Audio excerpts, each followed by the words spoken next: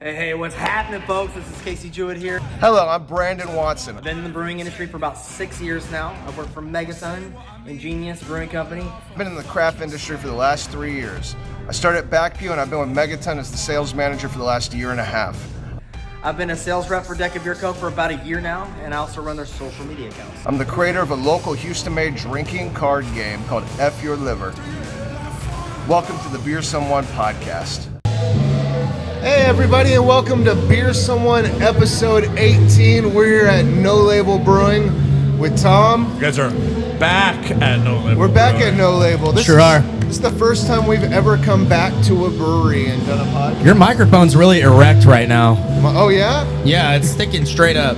Okay. Hey, I got Casey here. How you doing, Casey? I'm good. How's everybody doing? And we're here to talk a lot about Murkey. The month of Murkey's coming up. This is our Murkey-focused podcast. Yes, currently the date is... Is it that bad? Yeah, it'll pick up the sound outside a lot more, I think, if you... Oh, okay. Yeah.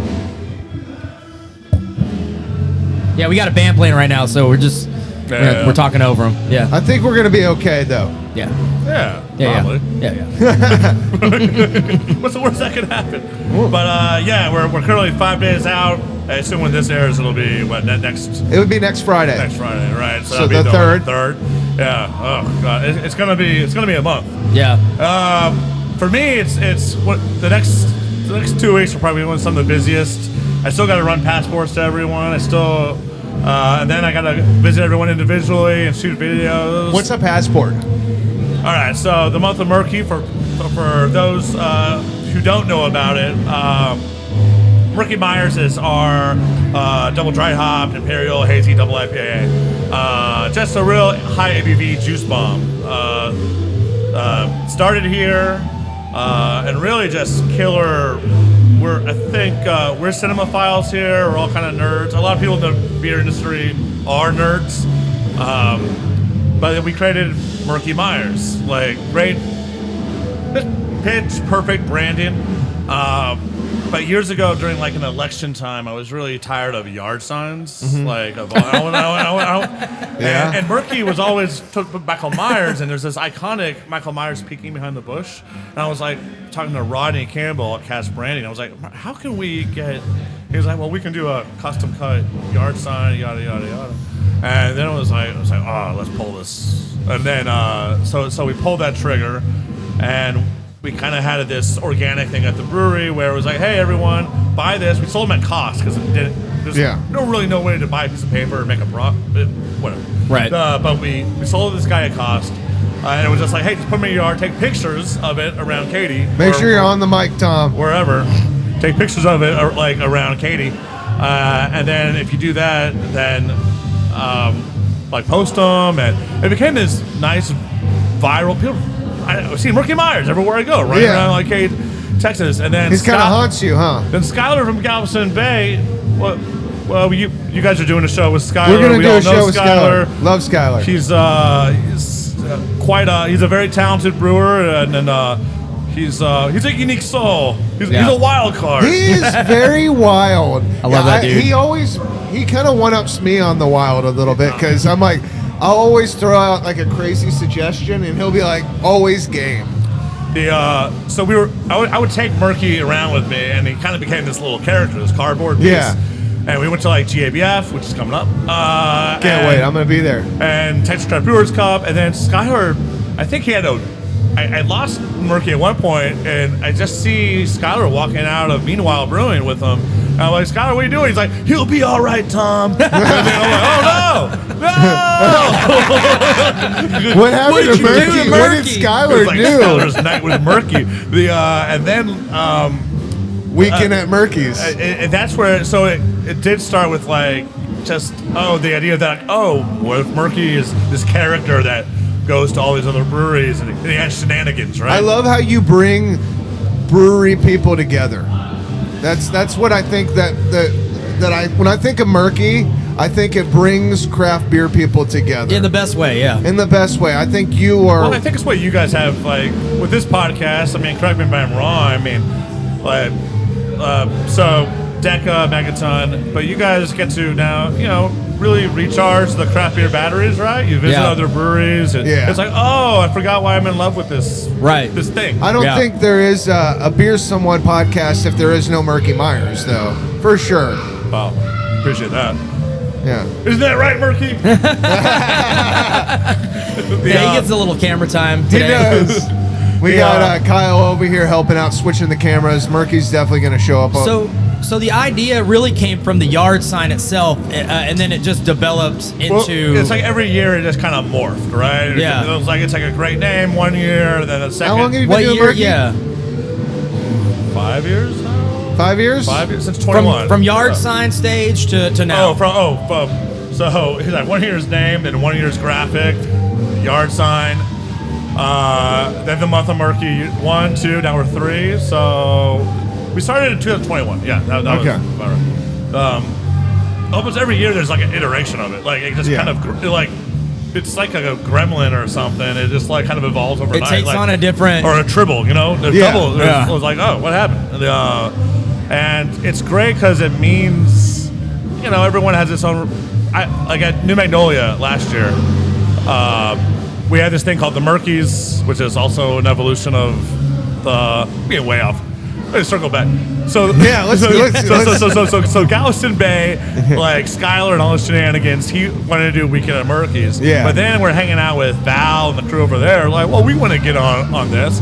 And then how many breweries do you have that first year? The first year was 7.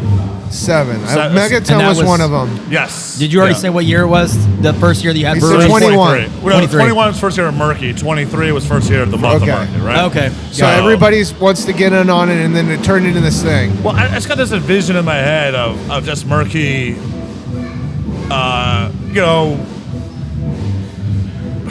I mean, you love craft. Like all these breweries have different vibes. Yeah. And it was like, oh, month of Murkey in Galveston Bay, a celebration of Galveston, or Murkey in Vallenson, Valhalla, the Viking, and it was like, oh, Murkey can really be emblematic of all those different. And you spaces. had Project Halo in the first year. Megaton was in the first year. How'd Chris get involved with that? I think that was an easy message to send out. Honestly, I feel like. Did you know Chris before? Yes. Okay. Yes. Do you remember all the 7 breweries?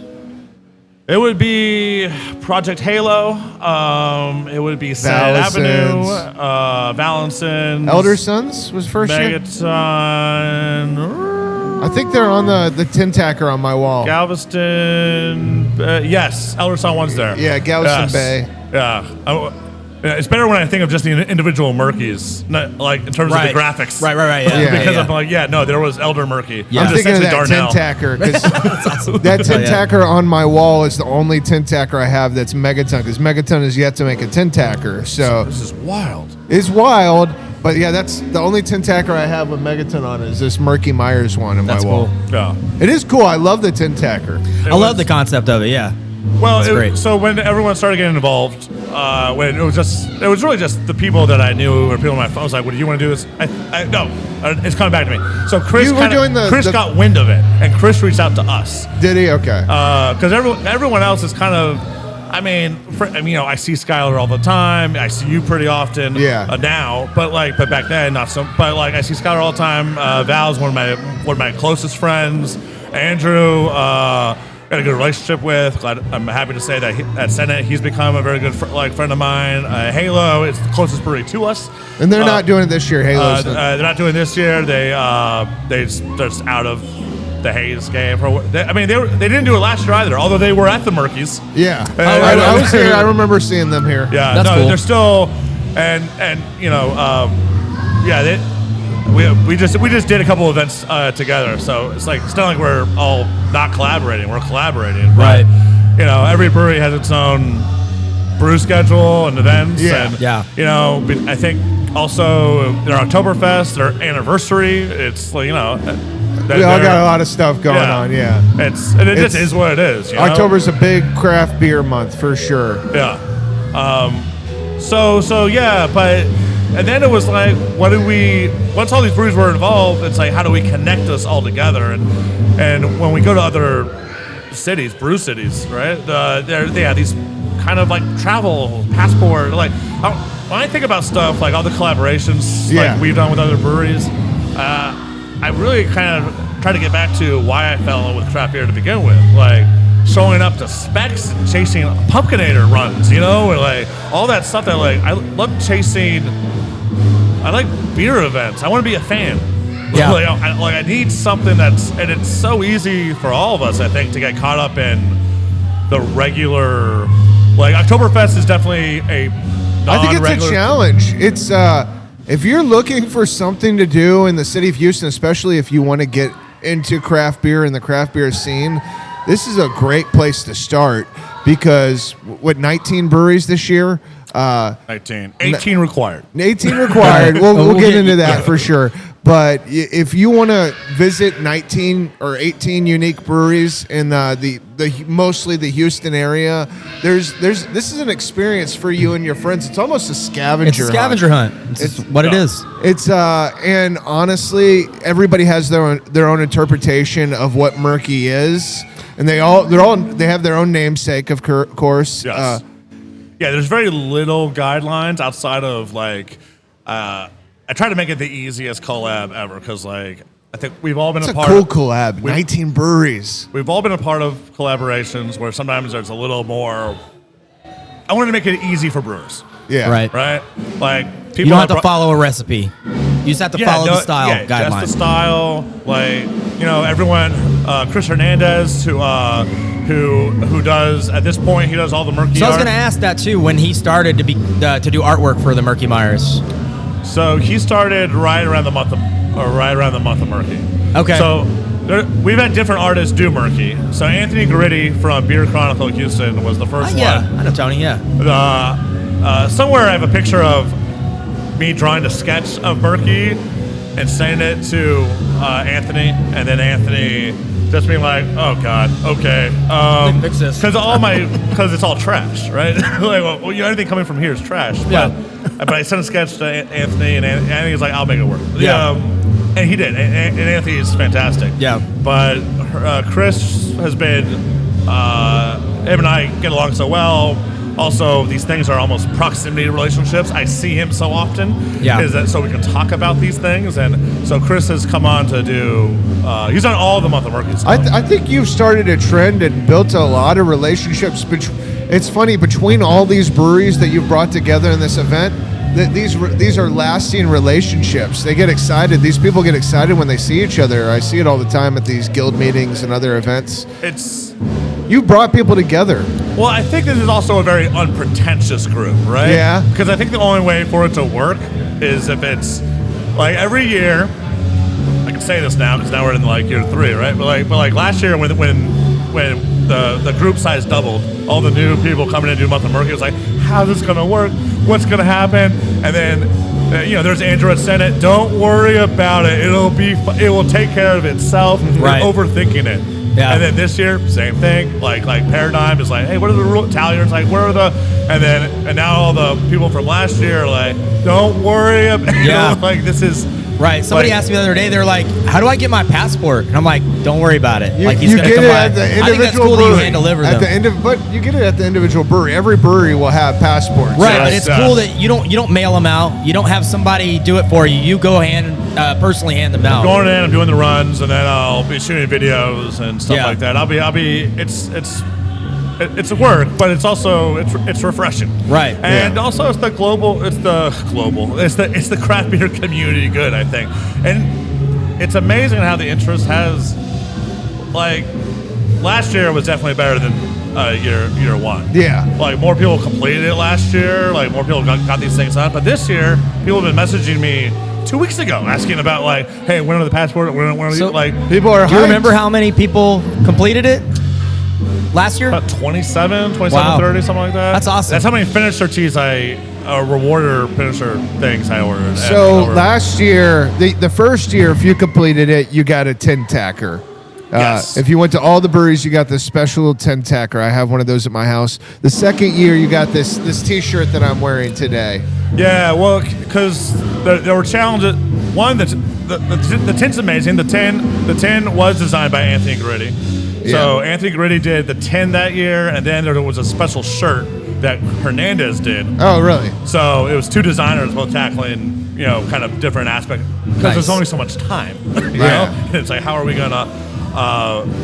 But that tin is awesome. Also, really cool. Elder Sun Brewing is on it, and we're talking about no tins. Elder Sun Brewing, they don't have a tin, and it's it's been a rough year for craft. It's been a rough few years for craft beer, but Elder Sun closed down both their locations this year, and they never will have a tin. That's really the only tin of theirs or anything on, Yeah. And I'm glad I get the Megaton gets to share that with them and share that tin. That's cool. It was nice, unique group of people. Also, I love tins. I think tins are cool. You have so many tins. Well, we talked about that last time. You had the best merch, and I love everything you do with the Murkey Myers in the spirit of the Murkey season. Yeah. Well, everything is kind of dated, right? It's like a finisher. Like Hernandez is like. I was going to ask, what are right you up to doing the this wall. year? I'm not calling any of the breweries out, but for the culture, I think they're the last one coming. He's doing it right now. What are they doing? They're just wrapping up his Murkey. But he had to wrap up all these new Murkeys, and I was telling Chris, I was like, hey, you need to reach out to everyone because it's all. So I told them to hit you up. I told them, and I told Final Gravity to hit you up about doing Murkey. Yes, well, Final Gravity's on board. I've seen their Murkey. It's great. So just to explain to people that may not know, everybody gets their own Murkey name. Yeah. So there's a very it's their own Murkey name, their own Murkey design. Yeah. Which Hernandez, Chris, works out a pretty great deal for. I was like, what can breweries afford and not? And so it's pretty nominal. I don't want to get into specifics, but it's very not. It's hardly anything. Yeah. Really. And then once they have the design forever. And then everyone throws in a little cash for finisher stuff. Yeah. But other than that, it's really everyone kind of does their own thing. That's what makes the whole thing easy. Right. Yeah. Like every year someone comes up, and they will this year too, asking about if there's a nonprofit component or anything like that. And listen, no brewery is adverse to nonprofits. I feel like half the time we are so community, but like I wanted to make this thing easy. I wanted to make it like incredibly accessible. Yeah. And the only way this works is if you do so much for the community here in Katy. Well, I mean every brewery does. When those floods, do you choose the names? Is that who gets you? Are you the one that chooses? They choose their own names. Okay, but you give them. Don't you give like a set of choices or something like sometimes that? People will ask me about. Okay, gotcha. And I maybe have vetoed. Maybe one or you vetoed? Oh, okay. What did you veto? I want to know. It was something that didn't have any Murkey in it. Well, okay. Come on, give us. Do you know? I can't remember. It happened last year. Nothing happened this year. While we're on topic, and we were just talking about Chris Hernandez, I do want to say I was at Final Gravity the other day talking to Ted, the owner of and brewer of that place, and he was so happy with the design Chris Hernandez did that he had made stickers that he himself that he was giving out. That's awesome. He gave me one. Yeah, I think he gave you one when we were there the time before. Remember? Yeah. Vaguely. I'm trying to remember what his Murkey was, though. Do you remember what? I don't remember Ted's? at all. I would assume it's patriotic or Something military patriotic, based or something. I don't know. And you're Alchemist Murkey, right? Yeah, we like to call it Murkey Alchemist because it rolls off the tongue a little better that way. I don't know if it matters at all, but that's we're what we call ours. radioactive Murkey, and it's just No Label. It's just Murkey Myers. Murkey Myers is the OG It's Murkey. the base Murkey, right? Yeah. It's funny because we have them here. Like I was showing you guys before the show that we have them trapped in the silos here. Yeah, we I have saw him up there. where he just kind of sticks out, and that's kind of like we consider that his jail, his home, And Locked up. and well, true enough, there's about a year ago there was a kid that got their parents' phone and called the KDPD. Oh no! And they thought somebody was up there. Yes, a bunch of kids were talking, and they thought Murkey was real, and that he had trapped a bunch of kids up there in the silos. So these police came out, and they're like, "Well, we hear people are trapped in the silos." I was like, "Just Murkey," but it's not even his month. Just Murkey guy. You got the kids here that are jumping around in the play place, making horror stories. Murkey's gonna Hey, at get least they're them. keeping an eye on the place. Hey, at least they're keeping an eye on the place. Somebody's watching out. It was, yeah. But those cops immediately gave up. It was like, who's trapped in there? I was like, just Murkey, but it only comes out once a month. Just October. That's pretty awesome. That's At hilarious. 19 locations. I did want to say I'm drinking, which I'm so happy you still have it, the Nakatomi Plaza. Yeah, Golden Stout. Yeah. It's really great. What are you drinking on, Tom? Oktoberfest. Oktoberfest. It is the season, and you're out of beer. I am. I drank a sour IPA. I don't remember what it's Mind your called. own business? Yes, that's it. Yeah. Oh. Yeah.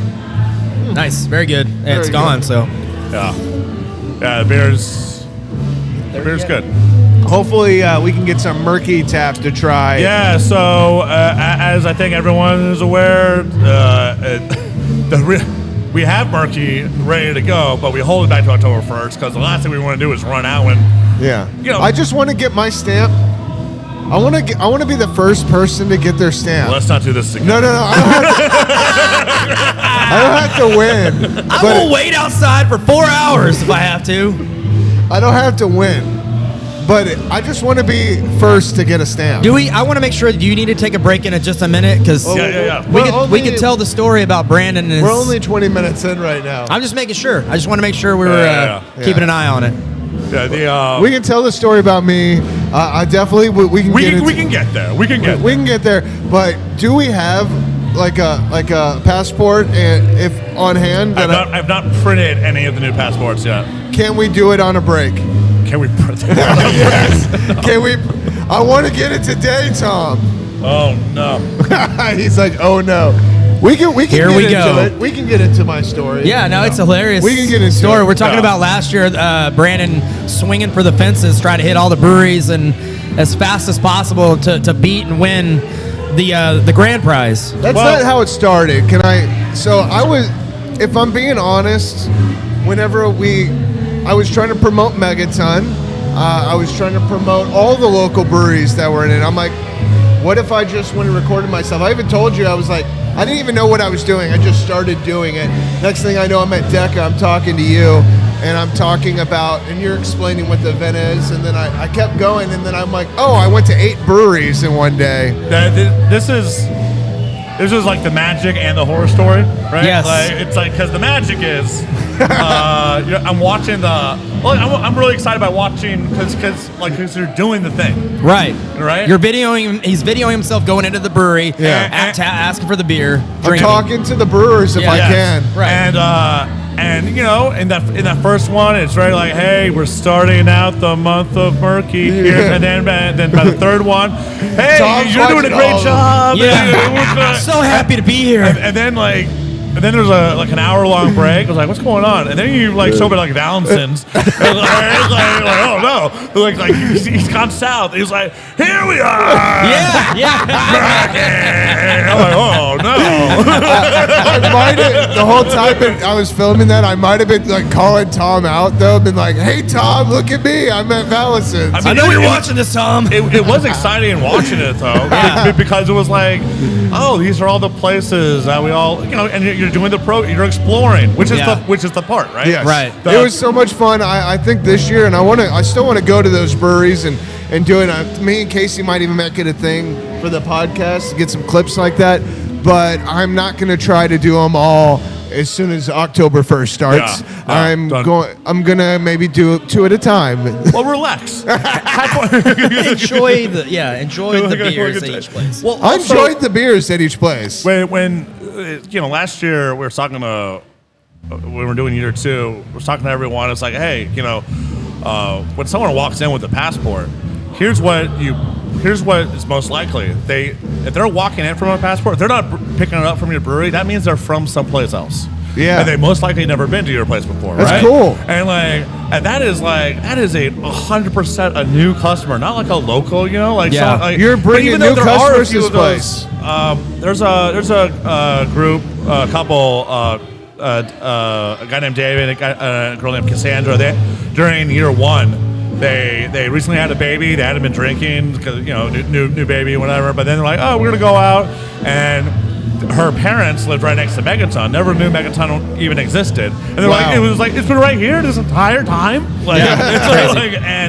And now every time they're there, like and that's the type of, people going out of their boxes and finding friendly. It kind of makes you explore, and there's so many great breweries out there that even this year, we posted the brewery list, and there were people like, what's the Final Gravity? Where are these? It's really cool. I love that we have 3 North Side breweries involved in Murkey Myers this year with DECA, Megaton, and Final Gravity. Final Gravity is Houston's newest brewery, and it is in the Porter, North Side, Houston area. Yeah. But Murkey's everywhere. You got Murkey all the way in Galveston now with Nick at Iguana, and Vallenson on the way back with Galveston Bay. There's definitely quadrants I think you could break off. Right. Out here in Absolutely. Katy, you got a lot of breweries in the Heights area.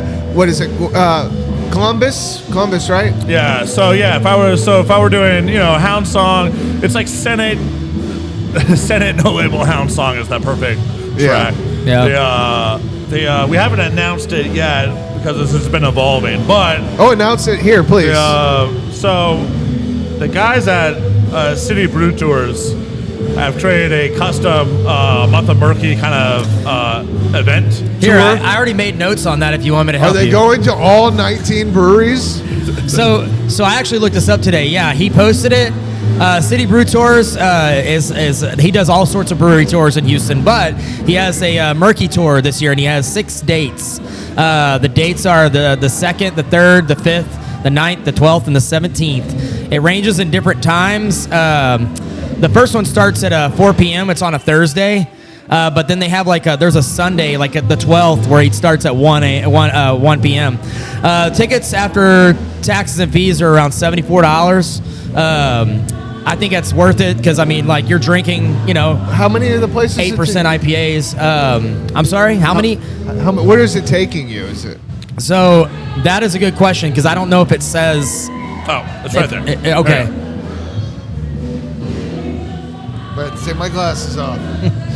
Okay. Get my I don't know if bifocals. I'm reading the same thing you read. Go right to the bottom.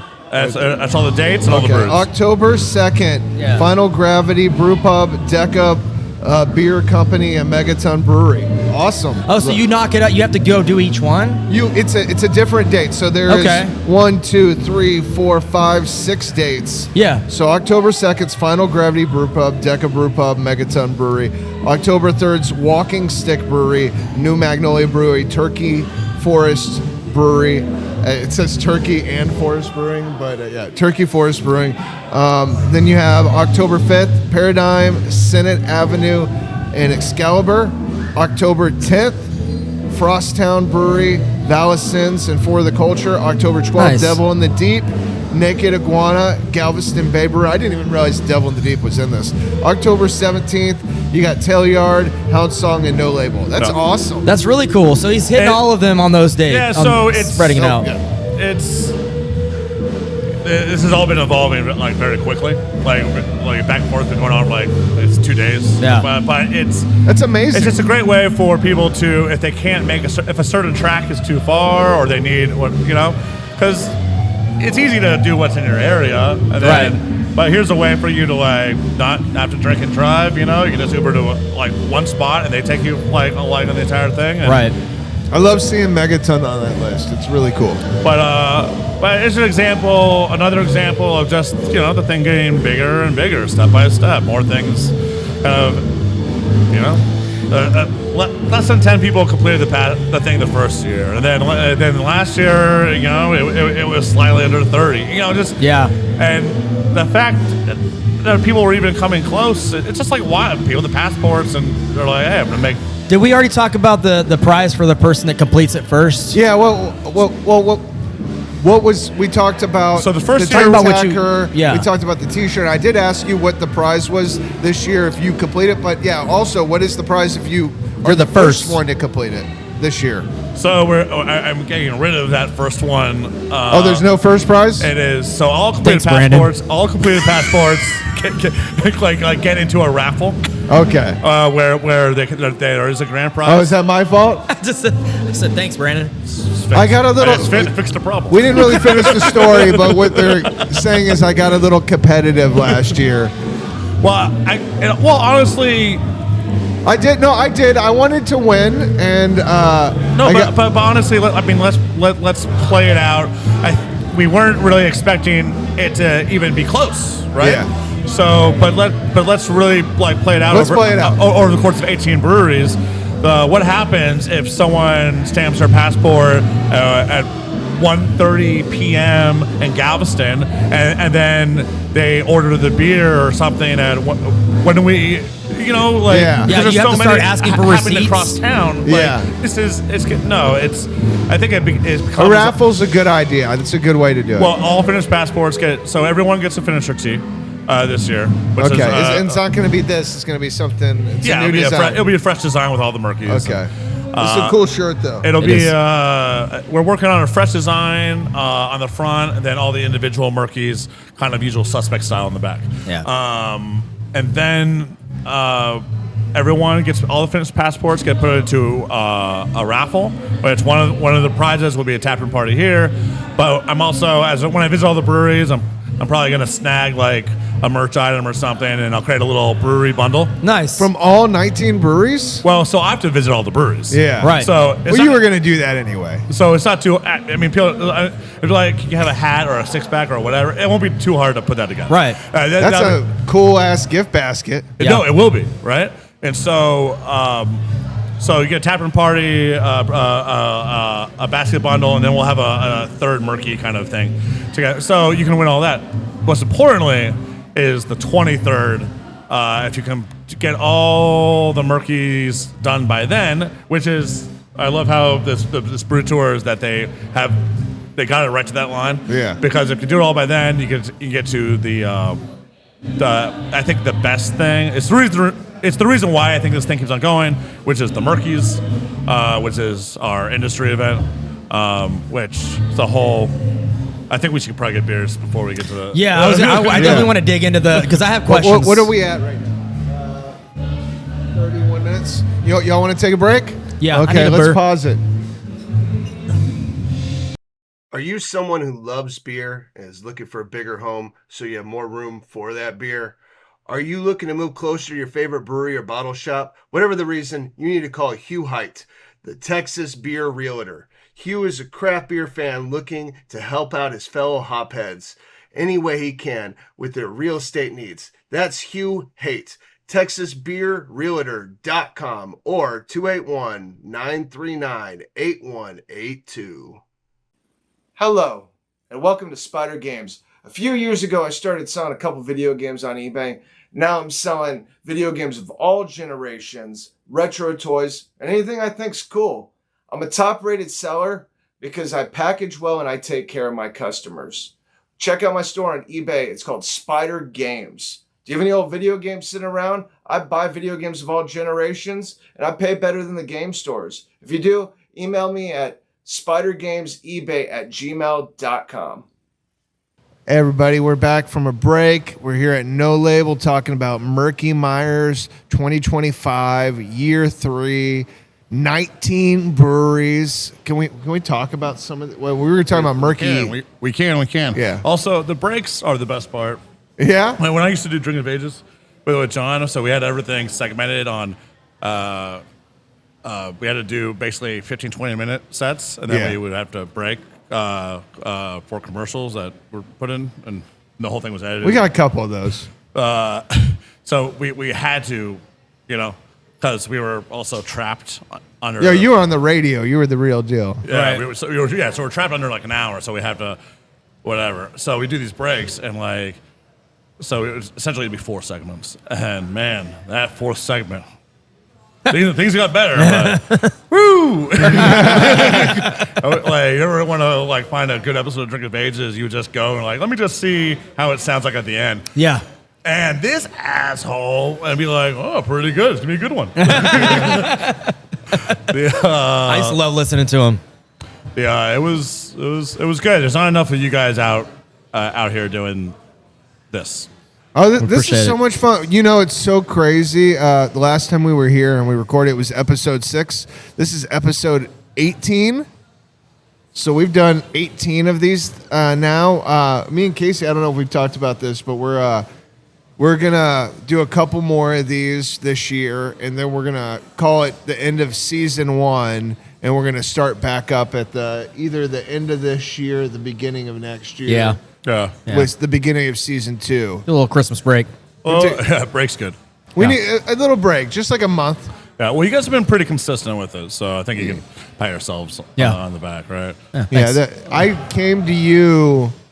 I think we'd done maybe recorded with James, and maybe we recorded Elder Son, and I came by and I was just hanging out with you one day, and you told me the biggest thing was consistency, and that meant and that stuck with me for sure. That we just needed to get good at scheduling these and making sure people were down to do them. Well, when we were doing our show, right? It aired, like 52 weeks out, out of the year, and like that's a lot. Sort of a few rerun, and people would be like, "Oh, but it's so much fun doing what like you're doing," and it is, right? There's an element of fun for sure, but there's also like, we have to go to these breweries if it's on the calendar. It's a job, right? Yeah, right. If it's like, and the things can you can mess with the dates and times and stuff like that. And sometimes we would do, in order to get ahead of the 52 episodes, we would do like around the Christmas time, stuff like that. If we weren't doing reruns, we'd be like, we're going to do two episodes this week. I'm like, oh God. Oh no! Yeah, but then you get a little bit of time off, so I mean, I can see it works out. But you're right; it's also a non-paying. Right? It's weird. I think every other week for us it pays in ways. It pays in ways, but it is a job, and I didn't realize whenever I came to Casey and I said, "Hey, you want to do a podcast?" I didn't realize it was going to be work, and it takes. I got to schedule stuff all the time to do events. I got to constant communication with these people that are agreeing to give us their time to come on the podcast, and then all the promotion, all the clips, all the social media that comes with it. Yeah, it's a job for sure. For sure. But it's also John and I, when we were doing this, we were in it. Talk about, because right now we'll meet up and we'll talk about our life doing this thing, and it was like a lot of relationships, a lot of connections. But what I found the most beneficial thing was the skills that you kind of learn to have a better conversation. Yeah. Right. You learn when to shut up. Right. And then you learn when to talk or let this it's you're going on these this 1 hour, 2 hour first date every week. Where you kind of really don't know what all you know is you're going to sit down, and it's like, that's why I love podcasts. Joe Rogan, love him or hate him, that guy's like an extreme conversationalist, right? Yeah. Because all these different people gets to he's excellent at it. He just does it, and it's a hell of a skill. I was listening to his Matthew McConaughey episode a little earlier today. I was just checking it out. Oh, okay. I didn't know he did one.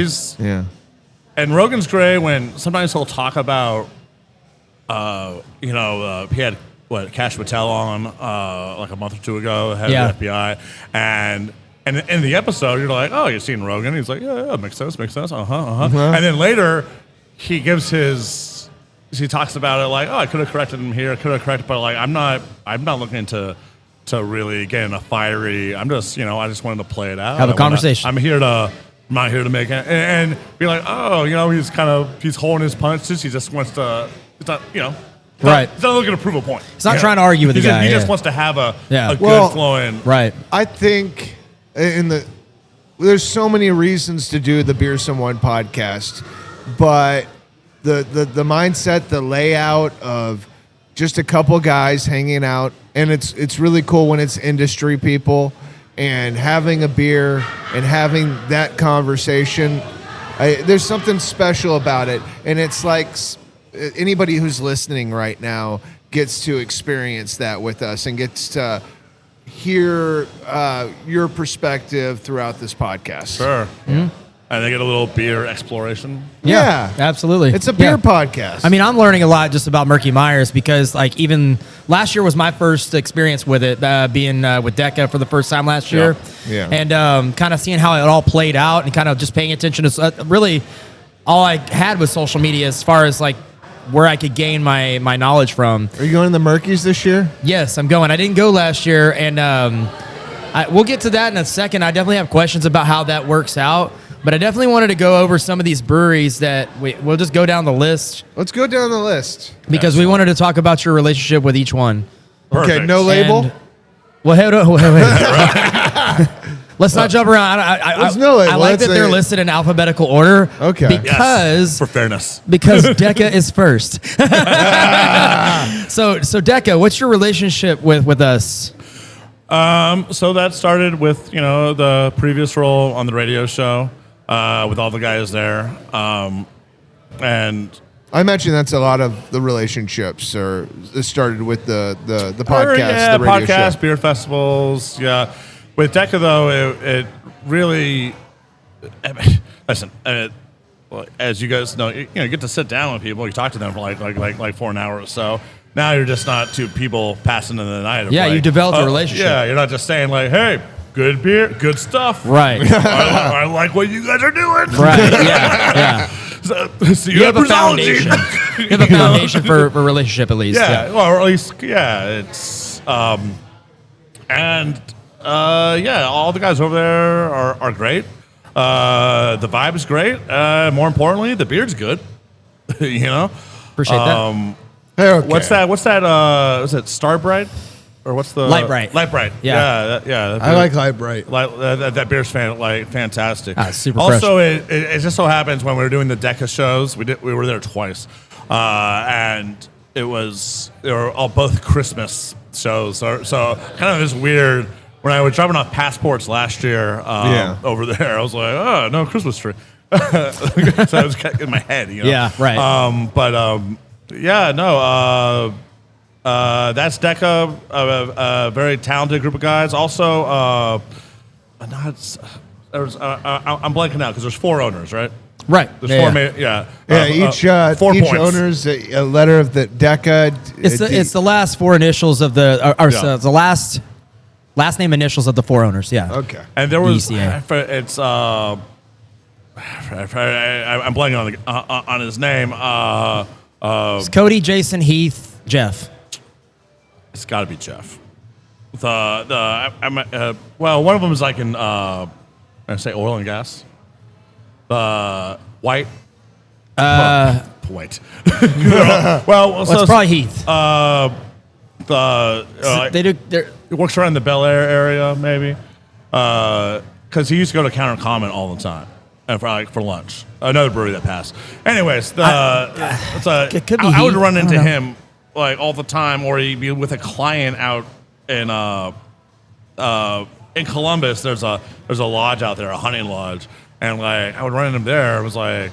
And they'd be like, "Oh, you're the other brewery owner in Houston that's here." I was like, turn my head. Ooh. I met 2 of the owners at Brewsology. It was Heath. Yeah, Heath and Jason were there. Yeah, because Jason, Cody couldn't make it. And I this know last Cody. year. And who's the last one?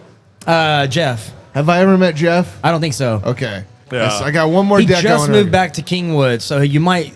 I see wanna him meet soon. Jeff. Yeah. I mean, all in all, when I think of DECA, I think of Cody. Right. Yeah. He's kind of he's Yeah. the main guy on the show for sure. And he was at the Murkeys last year.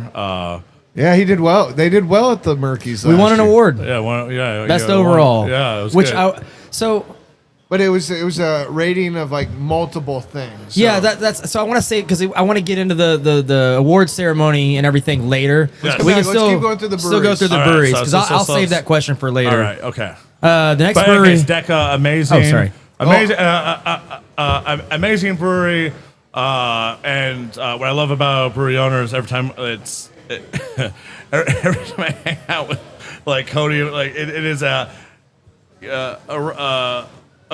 owning a brewery and being involved in a brewery. It's a lot of celebrations and what's the word? And a lot of critique. It's just kind of like a lot of frustration, celebrations and frustrations. Yeah, right? yes. And like Cody's guys it's like, oh, we have lots of success here, yada yada. But also, just kind of like everything is like, and he's one, and it's every brewery owner, and But anyway, he's a good dude. Really great dude. It was an easy. He's also one of those. Was like, how's this gonna work? It'll be And fun. and if I know we're not going to know every single one, but it's Alchemist Murkey for DECA. Yeah. Murkey Alchemist. Sorry, we Murkey changed Alchemist. it. Yeah. I do want, before we get to the next one, I want to say that I'm enjoying a 281 right now. It's one of my Yeah, that's our flagship hazy. flagship hazy. Really great beer. Yeah. What are you drinking on now? Tell them the Oktoberfest still? Still. Yeah. I don't change too much. Things are a little. If I start changing beers, that's usually the sign of like a crazy night. Where like if my head's all over the place, like listen, if I'm busy in a brewery, it's one thing, Yeah. But like I'm here all the time. We have a Hard Hats Rice Lager. That's typically my go-to. That's what I started with. because it's 4.5%. Right. So I can drink a zillion of them. Yeah. But 'tis the season for Oktoberfest because Yeah. once this beer's gone, it won't be back till next I'm year. gonna get one next. I'm gonna get a. I'm the same way at Oktoberfest. DECA. Like when I'm at work or whenever I'm even there just hanging out, I just kind of stick to one. Yeah. Whatever I start with is what I stick with. What are you drinking on now? The same as you, the 281. Okay, well, Yeah. Cheers, guys! Thank you Cheers. so much, Tom, for being our first ever guest to be on the podcast twice. Hey, appreciate you guys for And coming hopefully, out. I would love to have you many more times, as long as you're down to come on. Hey, as long as I'm still here. Knocking on wood. You never know. So next brewery's Devil in the Deep.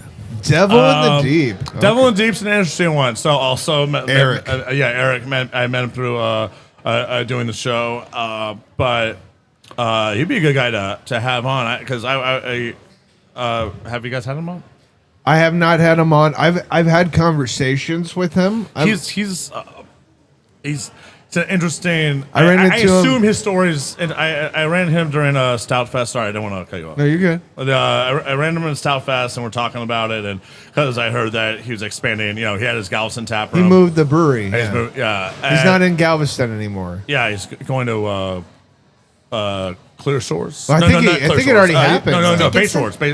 He's going to Clear Lake. Okay. Clear Lake. But he was kind of running that show 100%. Him and his I'll say partner because I don't know if they're a girlfriend or wife or whatever or those things. But Okay. he essentially ran the show by himself. Yeah. And he was kind of, when you went on the island, you would think Galveston Island, and then there would be Devil in the Deep. But I went to the old Devil in the Deep. I want to check out the new one. I've heard good things. I ran into him at Lagerfest at Faust, and we were waiting in line for the bathroom, and he told me he would love to come on the podcast. I said I'd love to check out your new brewery. So Yeah. he's a real absolutely. trooper. Maybe season 2. I think he has a story to tell. I definitely want to go out there and try his Murkey for sure. Do you know what it's called? The Murkey? No. No. No. Not. Get in your. I know there's a text chain. Get in there and ask right now everybody to text their Murkey names. So we. There's a text chain. It's kind of like almost like an annual thing at this point, like where it's like, all right, new text chain. I know there's. I think it was like Steve from Halo. It was all like, hey, my phone doesn't message me anymore. I guess I'm not part of the new chat. I was like, oh, hey man. He's like, don't apologize. There's too many notifications anyways. And sometimes it does get like little like, oh wait, hold on, what's happening here? Yeah. But it's good because also that chain is pretty. It can be pretty hilarious. Also, it can be pretty resourceful. I'm assuming the Devil in the Deep Murkey would be something to do with the devil. Devil Murkey? Yeah. Murkey Devil? No. Yeah, Their Instagram post about it says the devil's in the Murkey. I don't know. There you go. Yeah. The devil- Okay, Well, so yeah. we don't know what their Murkey is, Yeah. but I will definitely be making. I mean, you got so many breweries down there. You got Naked Iguana, Devil in the Deep. That sounds like a trip to go hit both of those at the same time, and Yeah. then maybe hit Galveston Galveston Bay, yeah. and Vallenson's in a day. For me, at Saloon least. I Northwest. know me and Casey, we're talking about trying to get some clips for the podcast for the TikTok and the Instagram. Yeah, we want to try to hit as many, if not all, as If we we can. can do all of them before the end of the month, that's my goal. Yeah. We're busy people that have families that also work full time for local breweries and also have side hustles and Right. do this podcast. Yeah. So we got to slot it in where we can. We got to try. October's a busy month. I got Halloween. I got kids that want to. We're doing Teen Titans this year. Oh, cool. Like as a family. I don't know as a family. I might be Batman. We'll see. He's not in the Teen Titans. The girls, I got twin daughters. They're all gonna be matching, and you're like, nah, fuck y'all, I'm Batman. Well, so she wanted to be Robin, and Ryan is going to be Raven. Arya is going to be Starfire, and I'm like, might as well just be Batman. Just do DC. There you go. See, Yeah. that works. I thought it'd be fun. I like it. We got to do Halloween costumes for the podcast with Skylar at Galveston Bay. Oh, he would love that. Skylar. Skylar's so much fun. I don't know what he's going to do. I'm debating on. I told you this when I saw you at the guild meeting at Paradigm last week. I was thinking about dressing up as Tom for Halloween. You have to cut your hair. I'm not cutting my hair. Maybe Then it's not gonna work. I don't want to cut my hair. Unless you can get a cool wig that wraps around your whole head. Maybe I can. You might. You can definitely find it on Amazon. I might just steal the shirt from him tonight.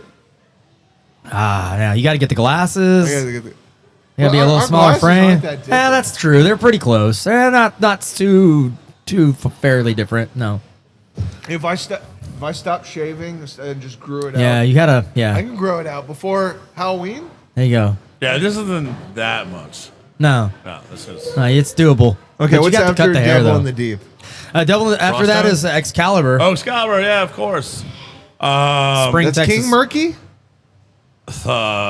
Is it King Murkey? I think it's King Murkey. I mean, it sounds like something that would be them. It's Right.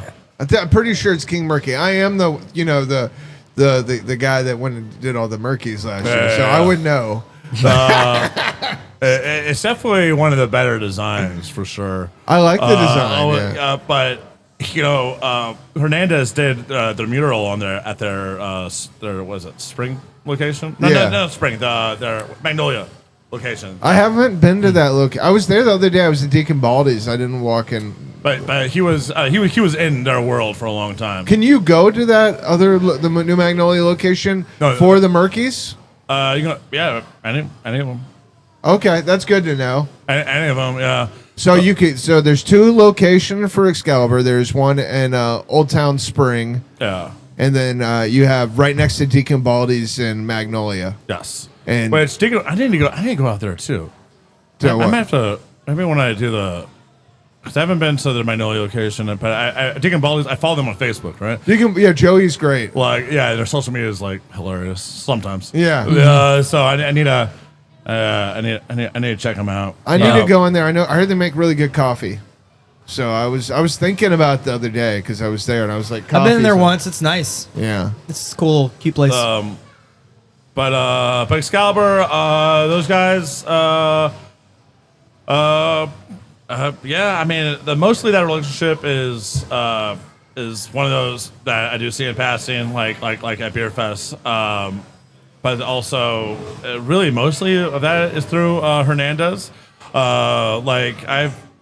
It's funny. I've never met the owners of Excalibur. I always met their head taproom manager. Oh, okay. And but I can tell you, when you go in there and you see 20 beers or barrels. That's what I want to know. How the fuck they do that? What's happening up How do here? y'all have so many beers? They make. I was at the Fredericksburg craft beer competition and they won there and Stout Fest is pretty cool. Southfest is pretty amazing every year. Old Town Springs just a really fun area to park and walk there, around. go to Corkscrew, have some fun. I mean Excalibur. They make and they also are one of the only breweries with two locations. Yeah. That's yeah. They're like another group of people that I wish I could get to know better, and maybe I'll run into them when I drop off the next batch of passports. Yeah, right. Yeah. But a lot of that connection was made through Chris Hernandez, who was doing mural art for them on their new location. Yeah, we had him on the last podcast. Chris is a good friend. Chris is I think he's become a friend, through his own, but also through all the Month of Murkey stuff. He's he's connected all these people for all these relationships. He's done murals all over the city. Yeah, and if he's And if he's not doing a paint night at your place, you know, Yeah. like what's happening? No, he had a great. We did one at Final Gravity not that long ago, and it was a huge success. They had a great turnout. Yeah, they're about to do another one. I was there. I was at Final Gravity yesterday, and I saw. I can't remember the exact date, but they have one coming up in October. Yeah, that's the next one on the list. Final Gravity. Final Gravity. I've also, it's a Ryan Hernandez camp. I have. You haven't been there yet? You've met Ted. He came to the first. So Ted came to the first Murkey event representing Megaton because I couldn't make it. Really? Okay. So he was here, and then he was here last year with me as Megaton too, just to be here. So you've met Ted. So I've met him, but I didn't. Because I was. That's why he reached out. I've talked to him on emails and stuff like that, but I haven't. Okay. Oh, he's great, he's dude. a regular at all a Back Pew, Megaton, Everything on the DECA. north side, all the north side breweries, and was inspired to open his own. He's really great. We did a podcast with him. It was episode 9, so you can go check that out. Yeah. Yeah, I mean, I'm really excited that you got Final Gravity and For the Culture. Really, Carl's a good friend. They're the next one on the list. oh, perfect. Well, so For the Culture, I do know. The For the Culture was an easy one to pick up. We talked to those guys on Trick of Ages. Also, just a big supporter of them in general. I mean, that like they attend the guild meetings, and here are guys that you know, they have real jobs, and they also do this too. Right. They, you know, it's. And Carl's a it's lawyer. not just them. It's what's that brewery that's with them too, or It's an Oviniak.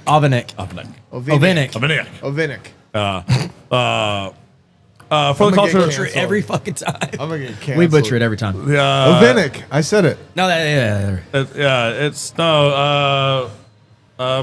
Those are good guys. I remember going to like their grand opening, right when it seemed like, man, our brew's gonna open up again, and they're like, yeah, we are, you know. And it was like hot ass summer, and they're just kind of making it work. It was like a nice throwback. I really like For the Culture. It needs some attention. I'm hoping some people They're gonna have to during the Murkey Myers trips will go and check out For the Culture and get to experience it because I mean, it's right there. You know, it's. I remember when they were opening. I was talking to their head brewer about. You know, it's these lessons learned only through like shit gone awry, of the consistency of when are you guys going to be open? What are your hours? You know, Right. But yeah, those are great guys. So Yeah. next on the list would be what, Frostdown? Well, I just wanted to remind Brandon that we had planned to go back to For the Culture in October for a grunge night.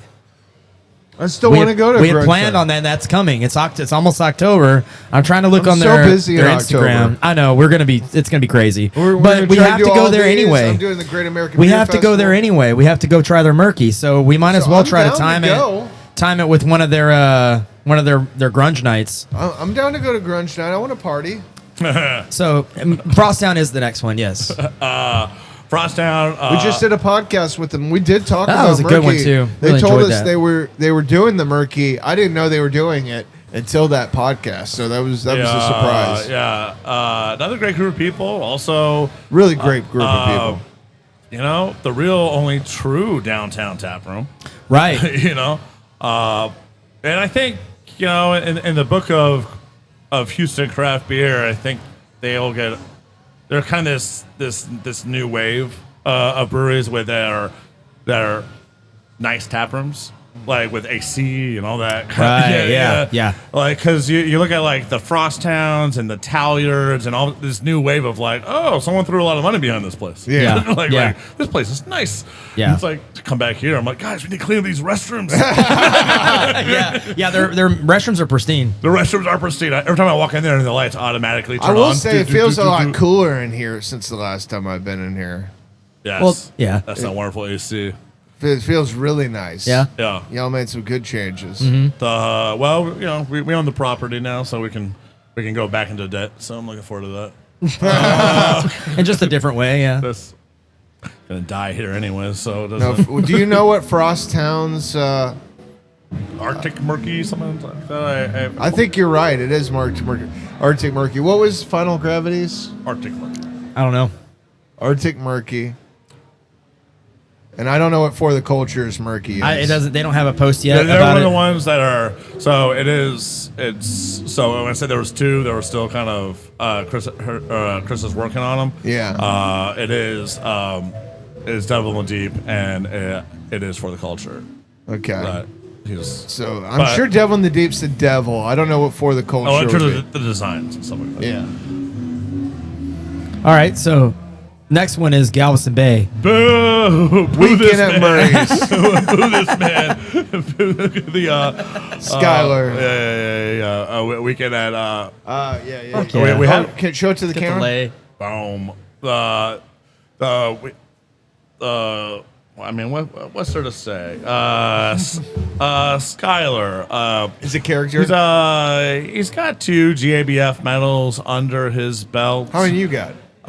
We have 0 GABF medals. Really? I didn't know that. Yeah. I wasn't trying to rub it in. I thought you had some. It did sound like that. It did a little bit. No. You have a bunch of medals, many you got? though. Yeah, we have medals. Yeah, tons. Looking of at medals. you, Belleville Creamery and craft beer competition. No, Did you enter a bunch of beers in the Great American Beer Festival? yes. No. At first we entered. Like 5 because I was like, we never win. Let's just do This year, though. Yeah. Well, we did 5, and then I was talking to Andrew at Senate one day, and he was like, "Oh, we entered like 12 or something." Wow. I was like, "What?" He's like, "Yeah, go big or go home." I'm like, and then a couple of days later, I was having margaritas with Duck from True Anomaly. And he was like, we're talking about GBF. I was like, Andrew submitted like 12 beers? He's like, Yeah. dude, we submitted 14. What? He's like, the BA's hurting, so they upped the cap to 20. So we did 14. Oh, wow. I was like, you did 14? How much you do? And at the time, I was like, we only did 5. He's like, oh, what are you guys going out of business? And Does I was it like, cost for each entry? Do you have to pay money for it's each? like 300, right? Each? It's 200. 200? 200. Jeez. But then I was We like, did 3. We did 3. So then I Yeah. was like, all right, let me see how much credit our credit line's good for. And then I was like, so then we submitted 14. But 14? So then we submitted 4. I submitted like 6-year-old beer, or not 6-year-old. Are you gonna man the? Are you gonna have a booth up there? I'm guessing. No. Oh, hey, Megaton's having a booth. You had one last year too. No. We didn't have a physical booth that you could go to last year. Oh, I thought you guys did. This is the first year we've ever had a physical booth. Oh yeah. And this is my first Chris year was at- there, but Chris Yeah, was he there went, last yeah. year, and they went and they just enjoyed it. This year, we're all going. Oh shit. Yeah. Chris came, and Chris is coming this year. I'm coming. JP's coming, and we'll have a booth. I think there's going to be volunteers running it because I'm going to go enjoy the festival. okay. Because Good. I've never been before, so I'm looking to have a good time. The GABF is a great time. I'll be there this year. I was hoping to have someone else there with me, but he couldn't make it. It's okay. Jacob Aspel, who runs our sales, is just looking at me. Yeah, he's just staring at you. Weird. Anyways, but yeah, we'll be there. We entered as many as we could. I'm not sure if we'll do GABF next. I mean, competitions are they're fun. Yeah. They're fun, but like like we didn't start winning beers or winning medals until 2021. Yeah. And we only won 3. We won 2 crushes and we won a U.S. Open. 2022, everything started to go a I little. see like a jillion trophies behind the bar right there. We have a lot of marketing awards for sure. Yeah. But like up to we didn't. Dang, it's not like we weren't submitting to competitions. We were. Yeah. And there's it's kind of at Fredericksburg and Allstat they have this competition. Fredericksburg craft beer competition. Wonderful competition. Everyone should do it in Texas. It's so much fun. It's $80 an entry. It happens once a year. It's all for charity. But they do it at Allstat. And Perpetual, there's a couple years back, Perpetual Peace won last year. Perpetual Peace won gold, U.S. Open, or World Beer Cup, won gold. Yeah. And then a couple weeks later, we won silver in Fredericksburg, to which Duck at True Anomaly was like, yeah, that's it. Number 1 in the world, number 2 in Fredericksburg. Oh my God, you know, because I mean, it's all kind of. Are we gonna hang out at Great American Beer Festival? Yeah. I'll be there. I'm going to. I think I might go to Cerebral after the festival itself and have a couple beers if you want to come hang out. We'll be. My schedule's wide open. The only thing we're doing is Denver Rare Beer Tasting.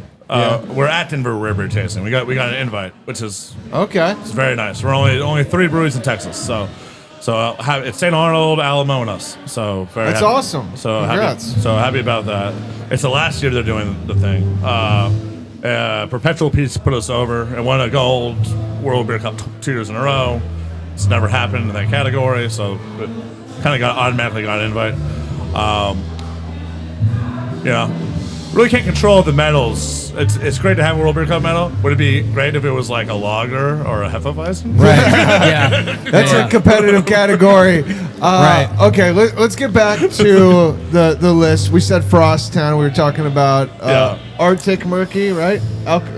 For Frosttown, yeah. Well, we moved on to Galveston Bay. We moved to Galveston. We were at Galveston Bay. Okay, Yeah. so Murkey, Weekend at Murkey's. Weekend at Murkey's. Skylar, I mean... I think we've almost kind of already covered this before, right? Yeah, we already did. Yeah. Okay. So what's the next one? Hound Song. Hound Song. Yeah. Travis and Columbus. Travis and Raven. I got to know them not just through stuff with Drink of Ages, but also just because they're one of the closest breweries. I mean, when I go to Austin, that's the stop. It breaks up the trip. They're also the sweetest souls in the world. They have an incredible venue, brewery. They make great beer. Travis is Really good beer. also a decent human being. Yeah. I had so much fun last year whenever I was going. So after I did the 8 breweries where I got in one day, I continued to do the breweries, and I think Travis was next on that list, and I gave him a whole video where I just kind of started recording before I walked in the door, and he knew I was coming before I even walked in the door and greeted me. It was super welcoming, and it was just a really great experience, and that was my first experience at Hound Song. Yeah. And he's been super gracious. I do want to get him on the podcast eventually. Yeah, absolutely. We had talked about getting him on tonight, right? We wanted that to happen. He's in the middle of Houndtoberfest. That's Tis the season. Yeah. I was like, And then I almost got Val on, but of course Val's in the middle of Valtoberfest. Oh, that would have been It's cool really great too. names. I really thought about calling ours Decktoberfest. You didn't want to do a Tom Deckatoberfest. Overfest? I don't know. Tom Overfest. Tom Overfest. It's a real one. We all do. But yeah, Travis and Raven, great. Hound Song's great. Those are easy ones. I see them. They won Best Murkey last year, I believe. They did. Yeah. They did. What's their? Do we know what theirs is? It's dog related. I know that. I don't know exactly. It's Hound. The Hound Murkey. What is it? It is. Murkey Mutt. Murkey Mutt. That's right. I remember that. Yeah. Alrighty. They're great. Megaton. What's next? Okay. Megaton. Radioactive Murkey. Radioactive Murkey, yeah. So, Chris, we did a podcast 2 weeks ago at Megaton, and Chris says that this year, he said Megaton's Murkey Myers, the Radioactive Murkey, will be green at the brewery. Yes. But the one he submits to the Murkeys will not be green. Oh, so wow. So you will not know which one is which. That's funny. He said that he got judged because everybody knew which Murkey was his last year because it was green. But I do think, I know that Chris didn't make the Murkey last year. I can't tell you whether the green is working against you or for you in terms of the Murkey competition. It was a lot of great competition. This year, last year Chris didn't make the Murkey. This year Chris is making the Murkey. Okay. Chris and Shane, and I expect a really great Murkey this year. All right. From Megaton. I'm really excited to see what they do with it. I know it's being made right now. It's not ready because I asked them, I'm like, can you bring it out? And they told me, they said, if we had a time machine, we could. Right. It's exactly what they said. And then Fair. Yeah. but they did not. So I still haven't had any Murkey yet. I'm hoping maybe by the end of this podcast. Yeah, I think the first Murkey of the season will be open tonight. Okay. But at Megaton, it's one of the most underappreciated tap rooms in the city. Thank you. I mean, there's nothing quite like it, right? It's a unique experience. It's unique. Yeah, just walking in, you're like, Jesus. You It's know, a giant nerd cave, sci-fi experience of a brewery. That tap room is. I mean, it's. Yeah, I mean, but yeah, not talked about enough about that. Yeah. About that tap room. Very Was the first experiential. time you met Megaton and Chris, was it through doing the Drink of the Ages podcast or show? Maybe first time anything substantial.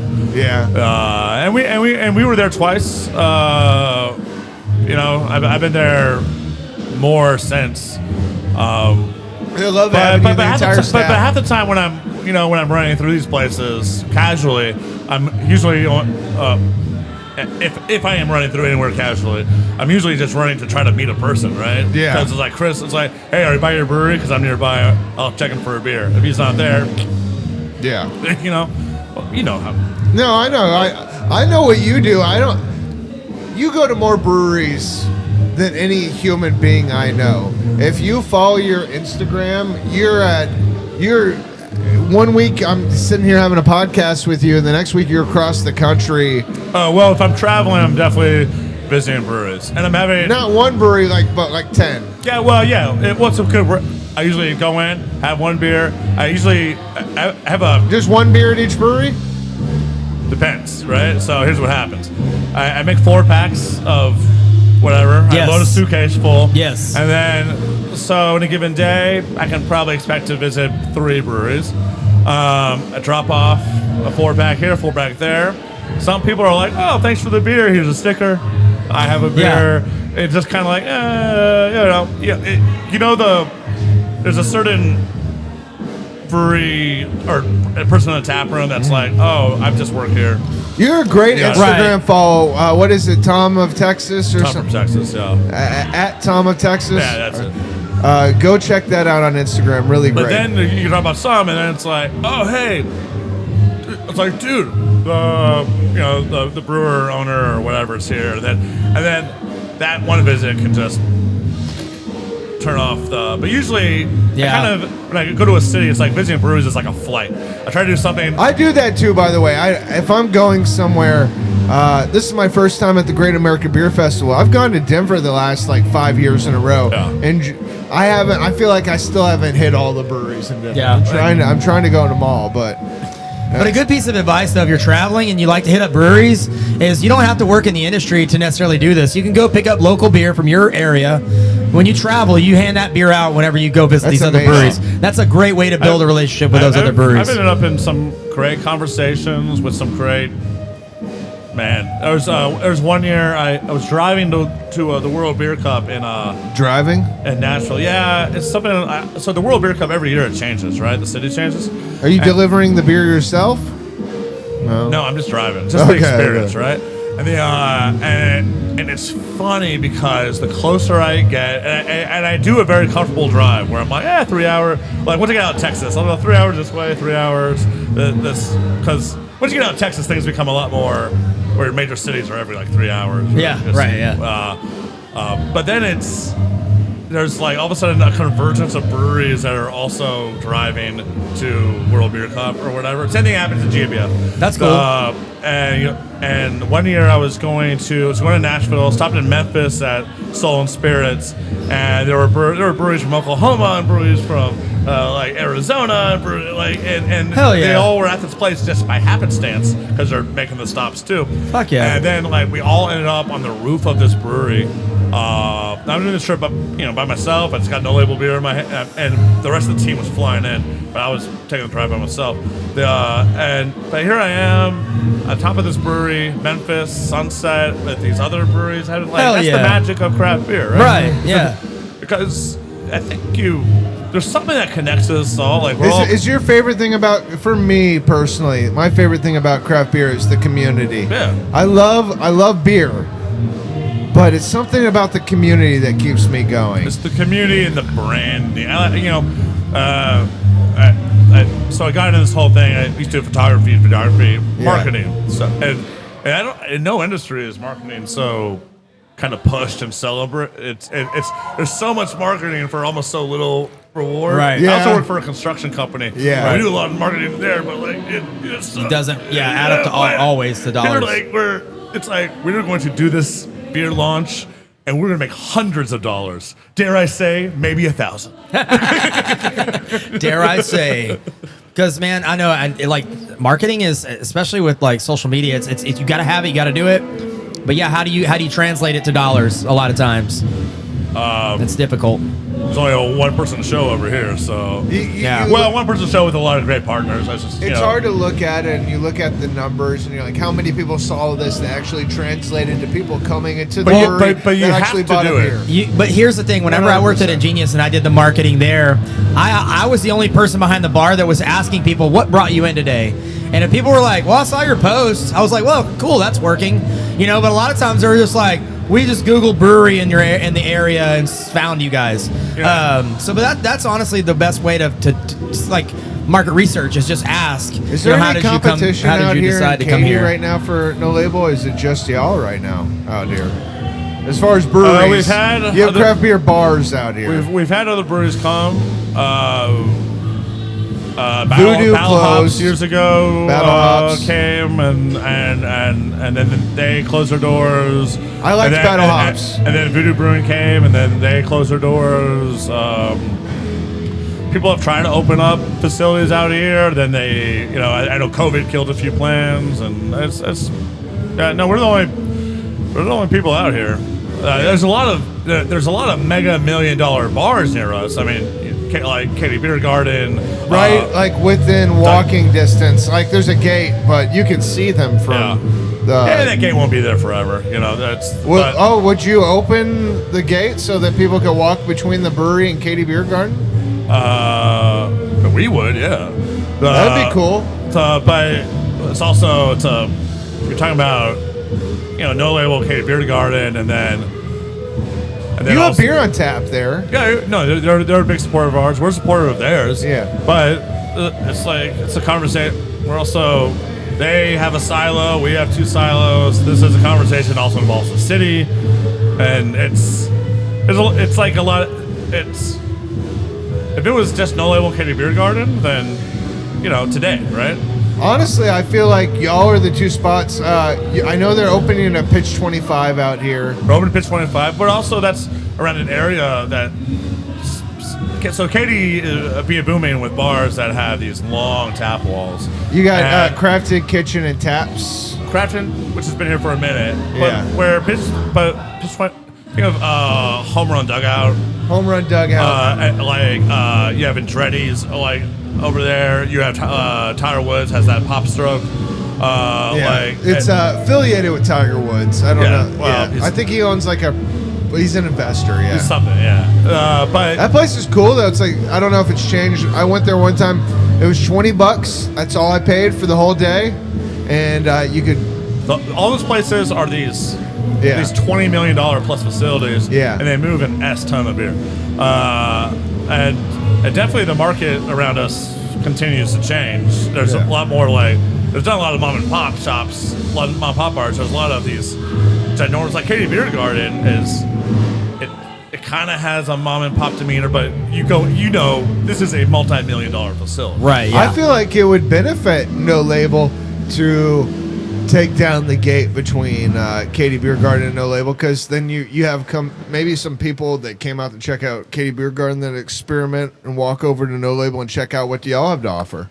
I'm not arguing with you. I think, but there's a conversation. So there's alcohol safety involved there too. As you drove in today, you would notice there's no public road. Yeah. Right? And so and. I don't know. It's just, Yeah. I think you run into a little bit of an alcohol, responsibility issue there. Maybe a little bit. It's definitely on the list of many challenges. Also, the current parking situation in the back is it's zoned for just employee parking because we're also a production facility. And there's a list of things that that need to be addressed. It's not quite that simple, right? Like we're not like when people think about No Label, they might think that it's a brewery, or a tap room, but we're really a production facility, right? We have these giant CO2 tanks back there. This isn't and the city has zoned certain this is public parking, and there's a lot of minutia. Yeah, that all these things can be addressed and whatever. Ultimately, I believe that's the way it's gonna go. But we bought this property in February of this year, and we're already in kind of catching up on a lot of red tape. Like building permits and stuff like that just wasn't addressed, which we're doing. I think it's gonna go that place, and I think this area will thrive more than it has. But I don't know. Yeah, we're kind of getting in the weeds, but it's... No, you're good. Hey, I do want to continue the breweries that are involved in Murkey Myers, but we are at 46 minutes. Do you want to take another break? Breaks are good. Okay, let's take another break. Sounds good. I'm also known as DJ Sino. You can find me at least a couple of different breweries or craft beer bars throughout the month hosting the best music bingo in all of Houston. We'll be sharing those shenanigans right here on the Beer Someone podcast.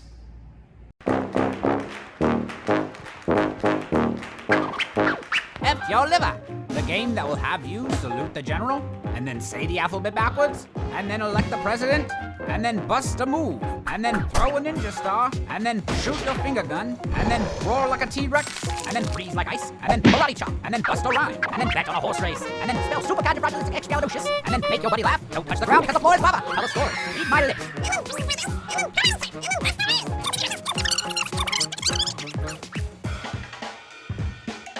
Just grab 3 to 20 friends, a drink of your choice, shuffle and flip the top card, and let the chaotic hilarity unfold. F your liver, a game worth drinking to. Episode 18, No Label Brewing, Beer Someone Podcast. Welcome back, guys. Yeah, we're back. And we're that back. was great. You're a pro. And we're all talking all about Murkey, and Tom just pulled out. Is this the first Murkey of the season? Yes, it is. I haven't had one yet. We locked this thing back there for reasons that we've already discussed. Yeah. But I'm gonna start pouring, but I tried talking at the same time, which is great. Yeah. So next up on the list was New Magnolia. Yes. New Magnolia. So Shane from New Magnolia. Good guy. Great guy. I want to say I think he won one of the Murkeys last year. Maybe it was second or I don't third. remember which one, but it's a Matrix Murkey. Matrix Murkey. Yeah, no, it was Hound Song, Vallenson's, and him. And then DECA won overall, and didn't Turkey Forest win? And Turkey Forest won Best Design. Okay. Yeah, which is just kind of like what was their Murkey? El Kukui. Kukui Myers. Kukui Myers. That's probably my favorite name. But the design is just we'll come back to it. insane, Sorry, yeah, we're definitely coming to them. But so, New Magnolia, Matrix Murkey. Murkey, and then Shane. I really liked the Matrix Murkey Shane, last that year. Little bastard. Say, this is what happens. See, it's that third segment type of whatever, Yeah. But Shane, that little bastard. So there's a hazy beer competition, which he submitted that beer to, and it won first place. His Murkey? Yeah, his Murkey. He called it something else when he put it under. He's not even a hazy guy. Right. No, he's a traditionalist. Yeah. He's a traditionalist with history lessons. I want my Murkey. There you go. But he won, and I was like, hey, Shane, why didn't you tell us all about this hazy beer competition? It was the first hazy beer national hazy beer competition. And he's like, why didn't I tell you? Because I wanted it to win. Less competition, more winning. It was like, get with the program, Tom. I'm like, I think he told that story whenever we did our podcast with him. It's fucking hilarious. I was like, Shane, you're an asshole. An award-winning asshole. Thank you, sir. Yeah, no, he got a little pride out of that for sure. It's hilarious. But I already gave him one. Which, I mean, even just their WYSIWYG, their hazy is really Wow, good. Like, even just their regular base, their flagship hazy is great. yeah. Yeah. So I think they just doubled that, if I'm not New mistaken. Magnolia? Yeah, I think they just doubled that, right, to make their Murkey? They just doubled the WYSIWYG? Whenever I talked to him, whenever I was doing my Murkey tour last year, he did say it was a twist on his WYSIWYG. Yes. Which I remember. Yeah, it's an offshoot of that. It was to one of double. my favorite Murkeys last year. Can I talk about what my... Oh, I'll wait till we get to it, actually. But I will say, last year I tried all the Murkeys. I went to all the breweries and tried them. And New Magnolia, I want to say it was in the top 3 for me last year. Well, it's great because it was also top 3 at the Murkeys. Yeah. Yeah. It's really great. So who's next on the list? So next is a fun one, Naked Iguana. Naked Iguana. That's interesting. So this was a It's Robert, right? I couldn't tell you, man. You know, this is actually the last minute edition. No, not the last minute, but it's second to last Houston edition, area edition. I was all set with like, this is a good number of breweries. This is already going to be hard enough for, you know. Is that the third furthest one out? Or is that the second furthest? Which one's It furthest? depends on where it started. Yeah, I guess, yeah. But If you were in the middle of Houston, which one's furthest, other than Meanwhile? it would probably be them. It would be... Or Hound Song. It's a tough call. that's what I'm trying to figure out. Tough call. Naked Iguana, I was just... It would be they would be the third most out. I was just at Naked Iguana for the last guild meeting. I saw you there. Well, and that's where all this began. The bus ride, I was on the bus. This is all. I think it is Robert, and he was... This is all He was an FBI Darnell's agent. fault. He was an FBI agent. You knew that? I did not know that. Yeah, Robert from Naked Iguana was an FBI agent. This is all Darnell Gardner's fault. Darnell's like, What did Darnell do? he was like, Tom, get over here. Okay. So he's like, I have another person from the Murkeys. And I was like, Yeah, I okay. was doing this move. I was like, no more. Was this at a guild meeting? Yes. Tapping out. No, I was like, and which at the guild meeting previously, a similar situation happened where Paradigm and Talyard had like come up to me and they were talking about stuff, and next thing you know, I was like, I went to this guild meeting and now I got 3 more people. I was like, I'm cutting this thing off.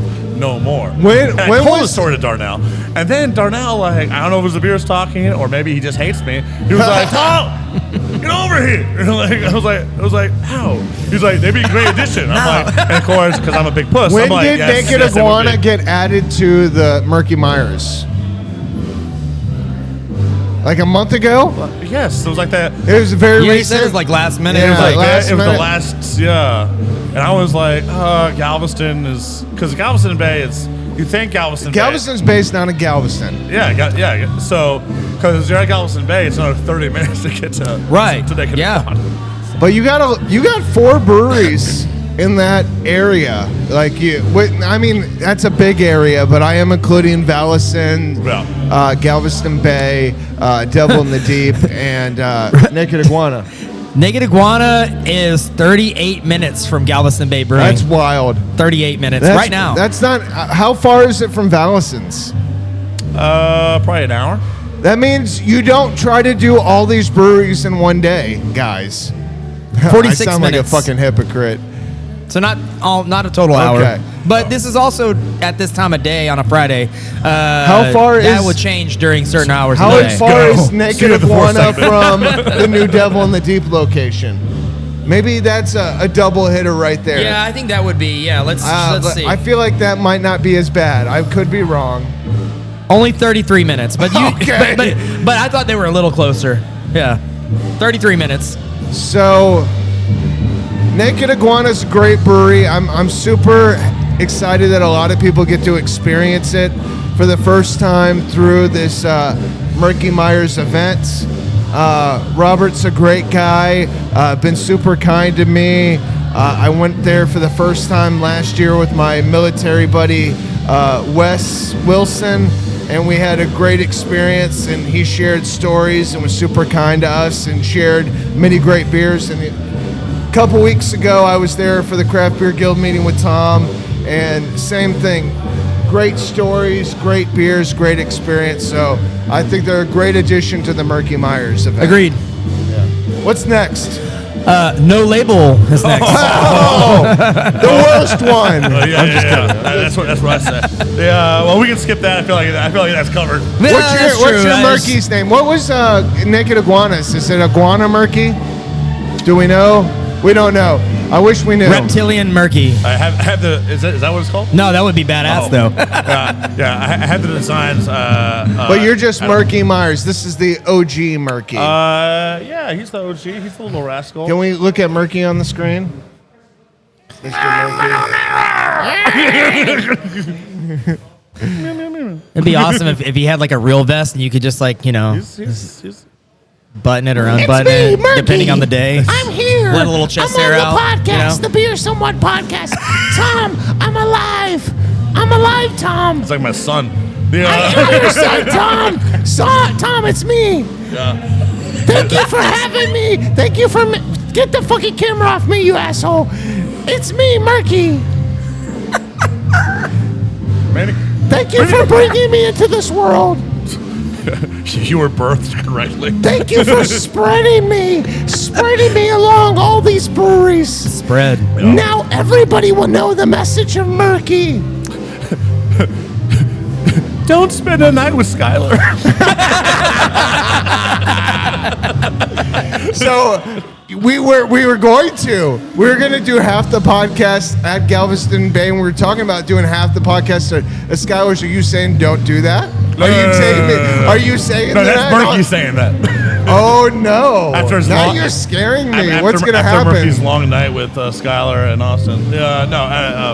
All right, so moving past. He's gonna make you talk to him like that in that voice. That's what's gonna happen.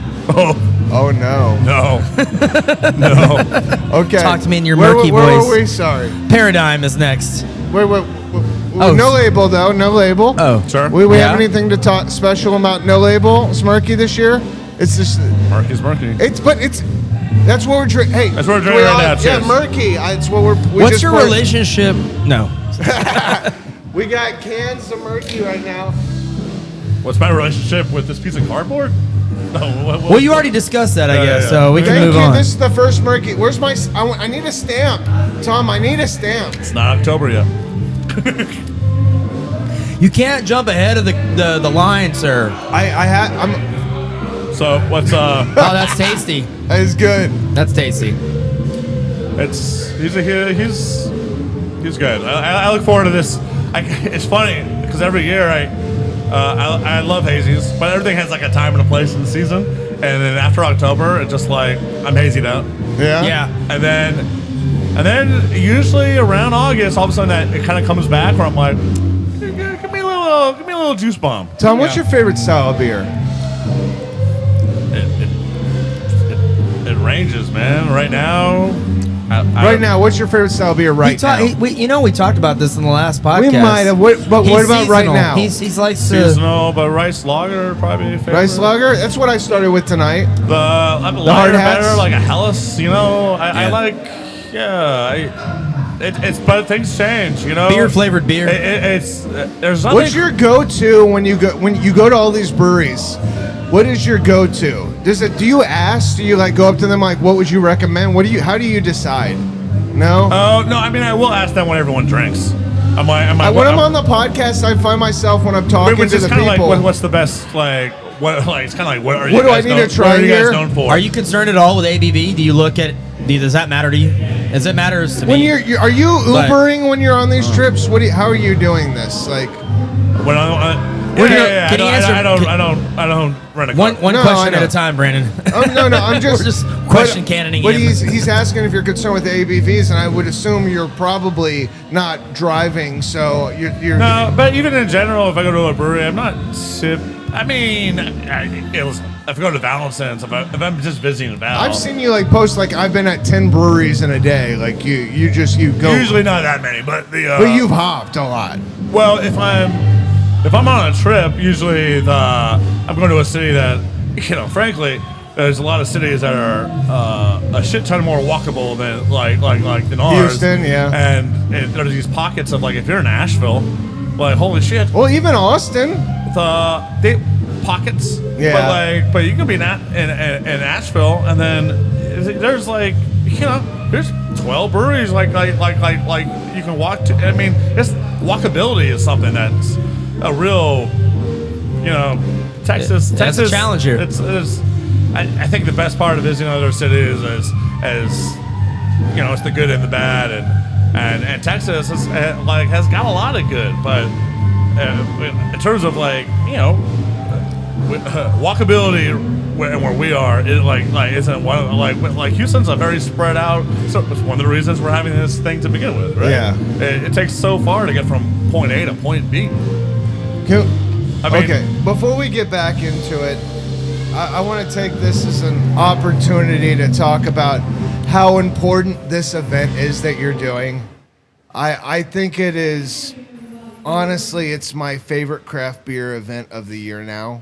It's turned into that. The first year, it was a little slow. Last year, I had so much fun. Yeah. And I feel like it took off. This year, people are excited about it coming. It's growing, it's changing, and I think it's enhancing the craft beer scene in Houston. It's something that we really need right now. Yeah, there's nothing else like it. I think the closest thing to it was the Daisy Chain, which was back in 2013, we 14. talked about the first time you guys were here. We were talking about Daisy Chain. Yeah. And no, there's not a lot of. This is you're visiting other people's tap rooms. You have to get out of your box. These places, they need customers right now. And we are in hard craft beer times. We are. How many of we talked about Robert and Elderson earlier and how devastating it was to lose them. We've lost a lot of breweries. Can we name some of them? Texas Leaguer most recently. Yeah. We got North Shepherd. Some breweries have changed ownership hands. Yeah, ownership hands. There's Conroe. And then of course there's.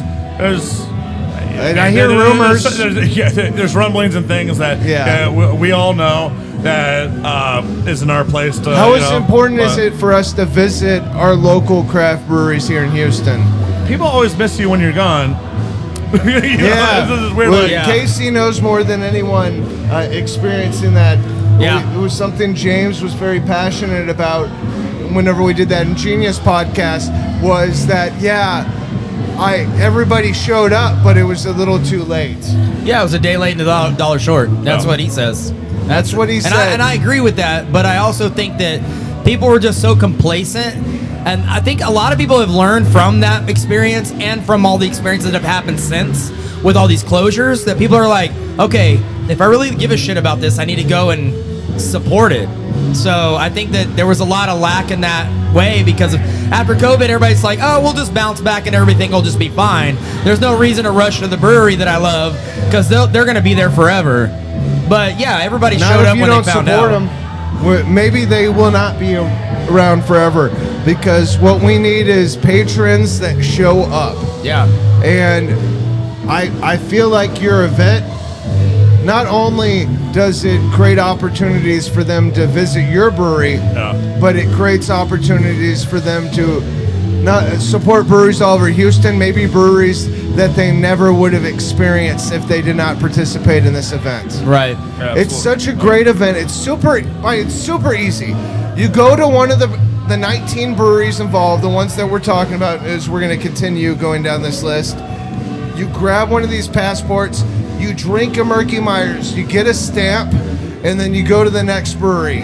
And once you've done all of these, you get maybe a cool prize. What was it, the first? How many people get invited to the Murkeys? Whoever finishes it by the 23rd. You invited to the Murkeys? It gets an automatic Come invite. meet me. Come meet Casey, because we're going to be here. Come meet Tom. Yeah. Come meet all the owners of the breweries or people involved with these breweries that have spent their time pushing this beer, pushing this event, creating this beer. And the Murkeys is really the first year could have been a one-off, right? Yeah. And it was the Murkeys that when that event happened, it was like, oh no, there's something here. Yeah. Like that.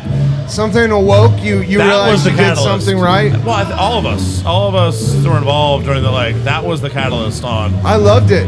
I thought it was a great idea. And Murkey's the first year was. Murkey's wasn't even the Murkey's the first year. The first year was mainly just a bottle share. It was more like, hey, all the Murkey's in one spot. Hey, let's all celebrate. And I was like, it was a big party. It was a thank you kind of from us for all these people that are along for this ride. And we all exchanged Murkeys and we talked about each other's Murkeys. And it was great because, like, these are people that, we should be competitors. And in some ways we are when it comes to, like, certain taps. What day is the Murkeys on? This year it's the Thursday, 23rd. 23rd? Where's my phone? The 23rd? Thursday the 23rd. Okay, so I'm only asking because I have a pretty busy October. I don't know what Casey's thinking. 23rd. I don't either sometimes, most of the Yeah. time. But the first year was just kind of an industry share, but it was awesome to see that everyone was like, Brian from Vallenson was like, hey, what did you guys do to get the, and everyone's like asking, it's like, Right. it was like, it was so much. Is there was it so much- Immortal Murkey at Vallison's? Yes, there's, yeah. But he was asking someone else about and just the camaraderie in the room. And also, this wasn't like a guild meeting. This was like, the whole thing's elective. It was all like, hey, show up or not or whatever. And then it was like, how do we make that more magical? Like, how do we, because that event, it was like, because everyone got smashed. It was amazing. And then going into last year, it was like, I wanted to, going on that thing, like we should bring in some people, some randomized judges, and like everyone gets a little trophy, does a little speech, and It's almost like that episode of The Office. What did they do? The Dundies. The Dundies? Yeah. Yeah, it almost feels like that, but for craft beer. Well, so you have somebody that comes out that has these like handmade like wooden trophies. Yes. And then you also have a photographer that takes amazing photos Yeah. too. I don't know if that's Chris that does those. Steve Fraga. Okay. Yeah, I thought it was somebody else. Doing photos. Troy Witherspoon, who did the Murkeys. It was dope. Everyone got to do a little spiel about their beer, get a little thing, and also the way like we're all like true anomaly, like presenting awards to people and say, I think we can all agree it's just great. True Anomaly didn't win anything this year because you guys win too much. Boo, you guys. And Duck's like, That's awesome. Yeah. That's funny. but yeah. it's that kind of that friendly. Yeah. That's what makes it fun. It's a really fun environment. Honestly, what we really need, because I think it's too many craft beer people. I want to see, and I'm being sarcastic, honestly. It's really great to see all the people involved with all the breweries all show up and participate. But it would be really cool to see people that are participating and visiting all these breweries that earn their spot show up and get to try all these Murkeys and watch all the awards happen. And frankly, it means something to us. Yeah. I mean, I'm not gonna anyone that like does it, yeah, sure, whatever. But like, man, if someone's gone to all of our places, that's a craft beer fan. That's awesome. And we need these people. Yeah. That's who we're looking for. Yeah. So that's the people I want to like be with. Like, and they inspire others to to at least go visit a brewery. Like, what I mean? So to me, the tap room and the shirt and all those, those are great things for a hunt. But like the biggest thing we can really offer is like a chance to be with us at this event. Where we're all like, oh man, that's the thing I'm looking forward to the most out of this whole thing. Yeah. Like it's just like everyone in a room and laughs and smiles and because this industry is hard. Yeah, I mean, you all know, like Yeah. from the tap room, like to the tap walls, like it's not easy out there. It's not easy. getting easier. Right. Yeah. No. It's we're in difficult times, but It's a new. We have to just adapt. It's a new, and I think there is some adapting, yeah. but I think No Label's ahead of the curve because this They place are. is so everybody's looking for that experience now. You need the whole thing. You can't just have good beer. You got to have the experience involved. So it's so experiential here. It's been on, that- yeah, it's been a lot of plates, but not even enough, right? Like I think all the time. your social media is out fucking standing. Your marketing, your merchandise, your crew is so knowledgeable. Your beer is spot on. You have awards. You have accolades. Tom, you've done it all, man. Somehow still not enough, right? Like I mean, I think it's always more. It's like I always think to myself, we need to have more seltzers, more whatever, and then. Would you ever do THC? I'm just something in my head. I don't know if we asked that. It's more last like time. a legal. It's like, yeah. I mean, I don't think the answer is no, but it's also it's talking about money and legality, and it's hard to I'm start. just curious. I don't know if sometimes it costs that much. You only have the toys you have, and I don't think it costs that much to get a manufacturer's license. but then the actual THC. Yeah, I don't know. I mean, the answer's not no. The answer's just Yeah. it's an unknown, right? Okay. Let's get back to the list. Where are we at on the list, Casey? Sorry, you wanted to talk about THC, Brandon. No, because I want to talk about THC every All right, podcast. yes, sir. Senate Avenue's next. Senate Avenue. What do you think, Tom? Senate Avenue, the mayor himself, Andrew Mitchum. What? Oh, sorry. They just had an anniversary. What was it their 6th year? I missed They it. did just have Yeah. They did have an anniversary. I want to say it was their. Do you know what anniversary was at It Senate? would have to be like six sounds. It was 5th or 6th, but I think it was 6th. Trying to kill that guy. Andrew. They're doing Mayor Murkey. They've been known to do the higher ABVs for Murkey the last couple years. I don't know if they're gonna continue that streak. Let's say 5 years. 5 years? Okay. So they started in 2020? Is that right?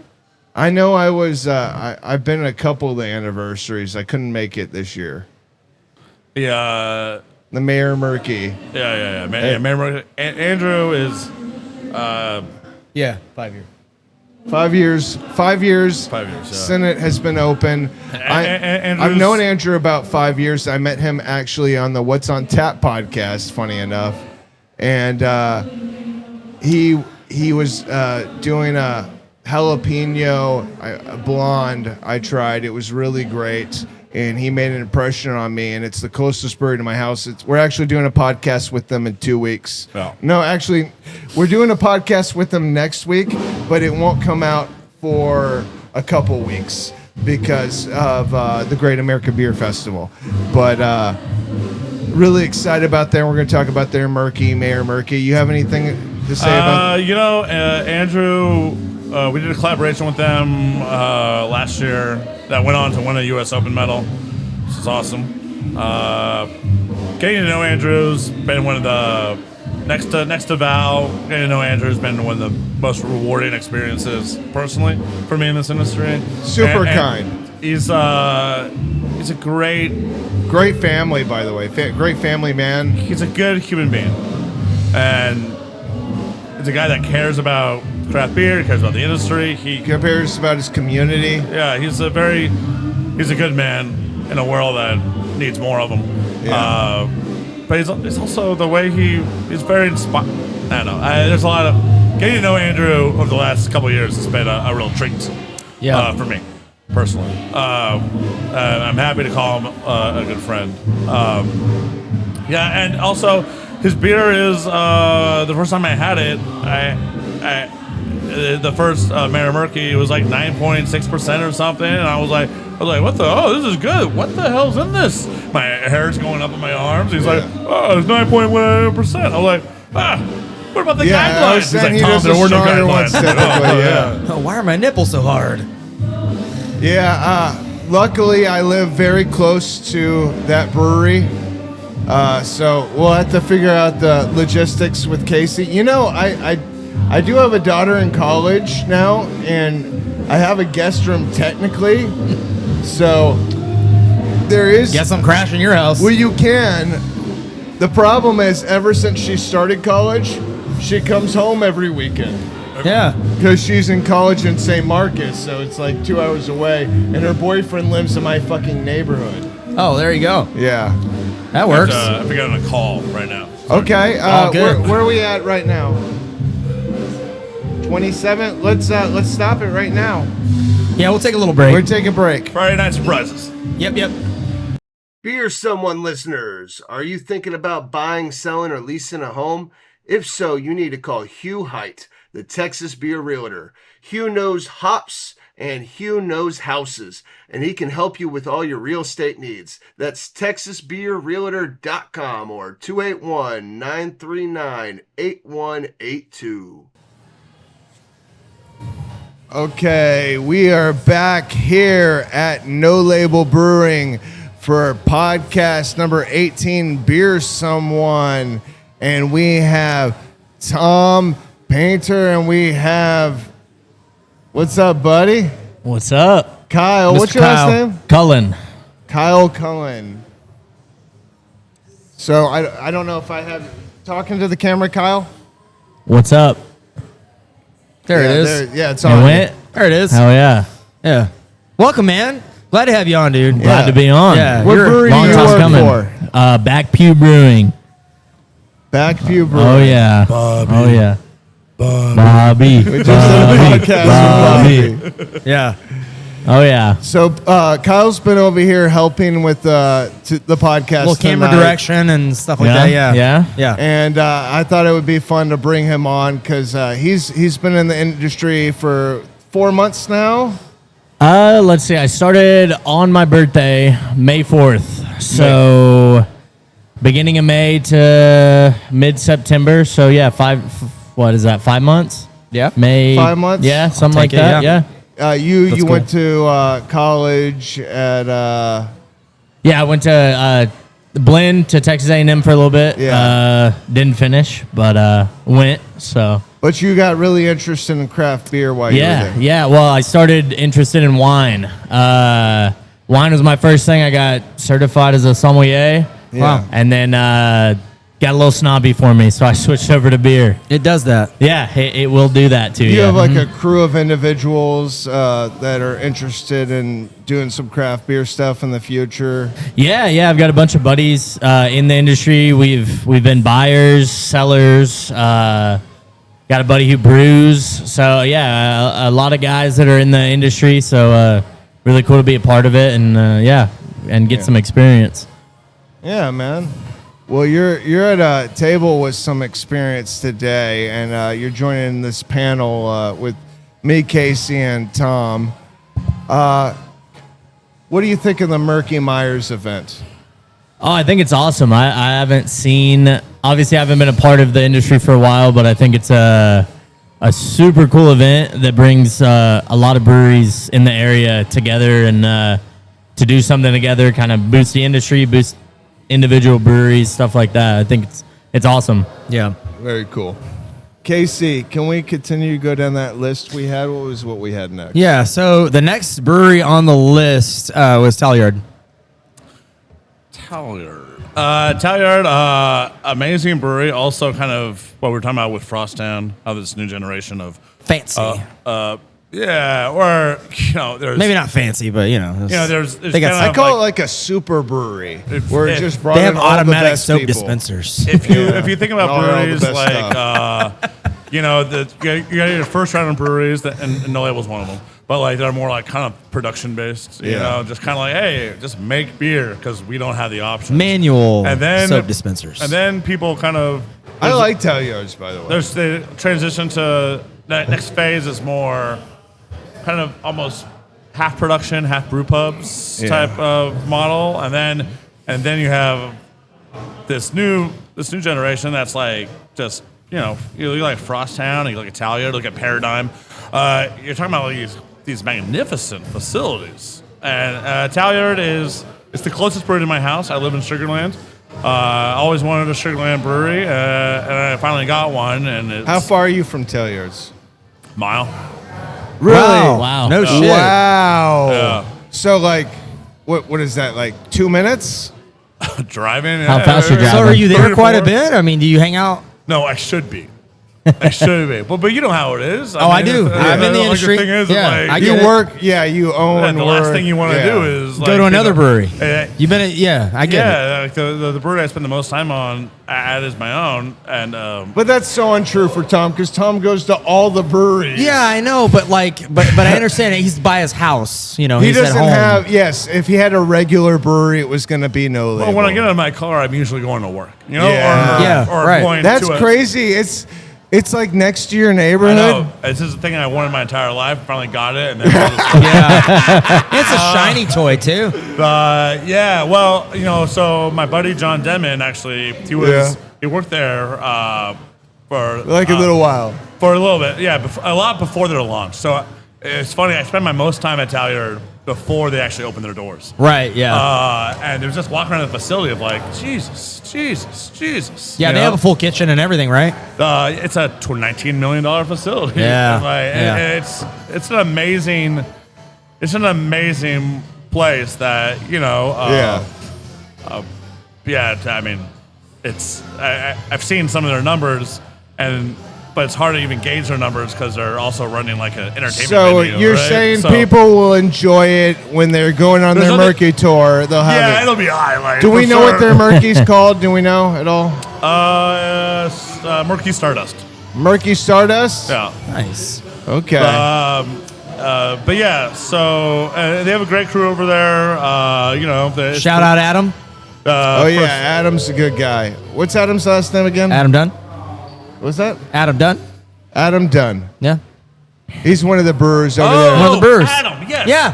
I was like, sorry. I was thinking about Byron. He worked for then I was thinking about Megaton and he Adam- worked I was for thinking about Adam, Ingenious. So Adam me and over at Casey Walking both Stick, but got then I to was work like, for him. Yeah.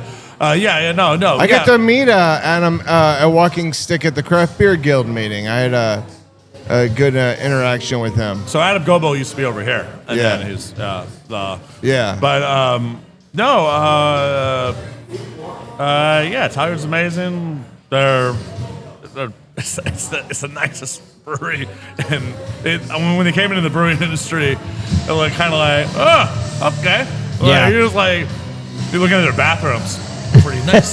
Yeah. What, Pretty didn't nice. like the city of Sugarland invest in that brewery? No, No? they didn't invest in the brewery, but they're heavily partnered with them. I don't get into weeds here, but I don't know, property tax rebates. Yeah. I heard like $30 million was invested in that brewery. No, that's a No. wild number. No, there's only 2 investors. Wow. They're both independently wealthy through oil and gas. Yeah. Wealthy by a measure that is. Yeah. You're talking about like I think one of them's worth like Yeah. $500 million or something. Wow. Anytime someone throws around a B, you're like, Yeah. oh. Get serious. You know, I definitely would like to get those guys on the podcast too, because there's a lot. I met them. they're very business savvy. They're learning. They've actually mentioned to me that they would like to come on the podcast. Right on. They're Cool. very Already. This is like so. Chuck and Keith over there, they're very interesting people. They're very good in business, a different type of business, but it'll be interesting to see where Talyard is in like 2 years or so. But what they brought to Sugarland, speaking of someone that's lived there nearly my entire life, is they brought us our first craft brewery and all the things that go with it, which is all that community, all that, we've never had. The closest brewery to us was Talyard on one side, Fullbrook on the other. So we've never had a. Hey, I heard Fullbrook was making their blueberry beer again. So, are they making beer again? Who? Fullbrook. They made a social media post where they said they were making their blueberry lager again. I saw something. Are they making beer again? We're all looking it up. Right? I saw a social media post. I mean, that I don't know. I do know the guys behind Fullbrook. Wonderful gems. No, good people, great people. I saw social media. I'm just curious. Are they making beer again? It looks like You're they're fucking open. Everybody's. Well, It looks like they're open. they are open. Oh no, they're open. No. Yeah, they've been open. They just weren't making beer. All right. I heard that they have their blueberry lager available again. That they're making it again. That was their most popular beer when they were making beer. I'm just curious. Nobody at the table knows. Blueberry cream ale. Oh, cream ale. Oh, Starbase does one of those now. No, but it's that's what they were famous for, was their Interesting. blueberry cream ale at Fullbrook Brewing. Okay. It was like they did like Rick and Morty type artwork. They Oh, even cool. have they even have cans. Oh, nice. Yeah. Okay. All I've seen blueberry cream ale was Starbase. They just came into Houston kind of recently, but Yeah, I know Starbase. yeah, they've got a Cybertruck. So that looks pretty cool. Whatever. They made They made some kind of video. Yeah. So the they're blueberry back. cream ale from Fullbrook's coming Very back. cool. So is Fullbrook Hell gonna yeah. make beer again? Seems like it. We'll find That's out. a great logo. Okay, so Talyard, we were just talking about. What's the next brewery? on your Next list? one up is Turkey Forest. I love. Okay, Shout I'm out gonna be Louis. honest. I'm gonna put it out there. I'm gonna put my number one Murkey Myers a 2024 out there. It's fucking Turkey Forest. El Kukui. El Kukui. Fucking Louis and it's El Kukui. Yeah, everybody's laughing at me right now, but that beer blew my mind last year. It was my favorite Murkey Myers last year. So Well, it's definitely the favorite, like one of the best designs, but also that brewery, and you call it tap room. What do you call it? It's Yeah, not a little- really- yeah, it's like Yeah. it's a like- brewery and tap house. I don't know. They Yeah. they have other craft beer there. They have it's like half and Bottle half. shop. It's tap it's the house, perfect kind of. I think it's a great model on how you do a nano brew pub. Yeah. You know, like because that nano brew pub is all in the back. Yeah. but it's definitely a craft beer bar. Right. you know? Yeah. It's if you're gonna do it, it's a great way to do it. It's It's to super ensure unique. success. It's Because I've super seen nano unique. brew pubs just rely on themselves, Yeah. and that's a hard go of it. You know. Yeah. It's you know how often I think to myself, I wish we could sell some Fireball here. Yeah. Yeah. you know, like, Right. Or They've When's got that everything. gonna happen? soon. No, but it's like these are hard. Like those guys are great, and the beer's good, and yeah, and it's the. I mean, not to get too in the weeds on it, but when you look at kind of where For the Culture is and where Turkey Forest is, they're also doing a lot of heavy lifting in terms of being like some of the only non-white owned breweries like in the Houston area. Yeah. And non-white brewing beer owner, in the Houston area. Right. Also, two of my favorite breweries in the Houston area when you talk about For the Culture. But and, it's a heavy lift to Turkey Forest. bring in a lot of people into the fold. Like, and it's, a lot of it's on, like, there's a lot, the industry is a lot less white than it used to be. Yeah. Yeah. But in terms of, like, ownership, it's pretty, Yeah. yeah. Louis and Carl are two of my favorite people in this fucking industry, honestly. Yeah, Louis is awesome. Louis is Great. amazing, and Megaton's regularly on tap at Turkey Forest, as is Back Pew and DECA. I don't know about No Label.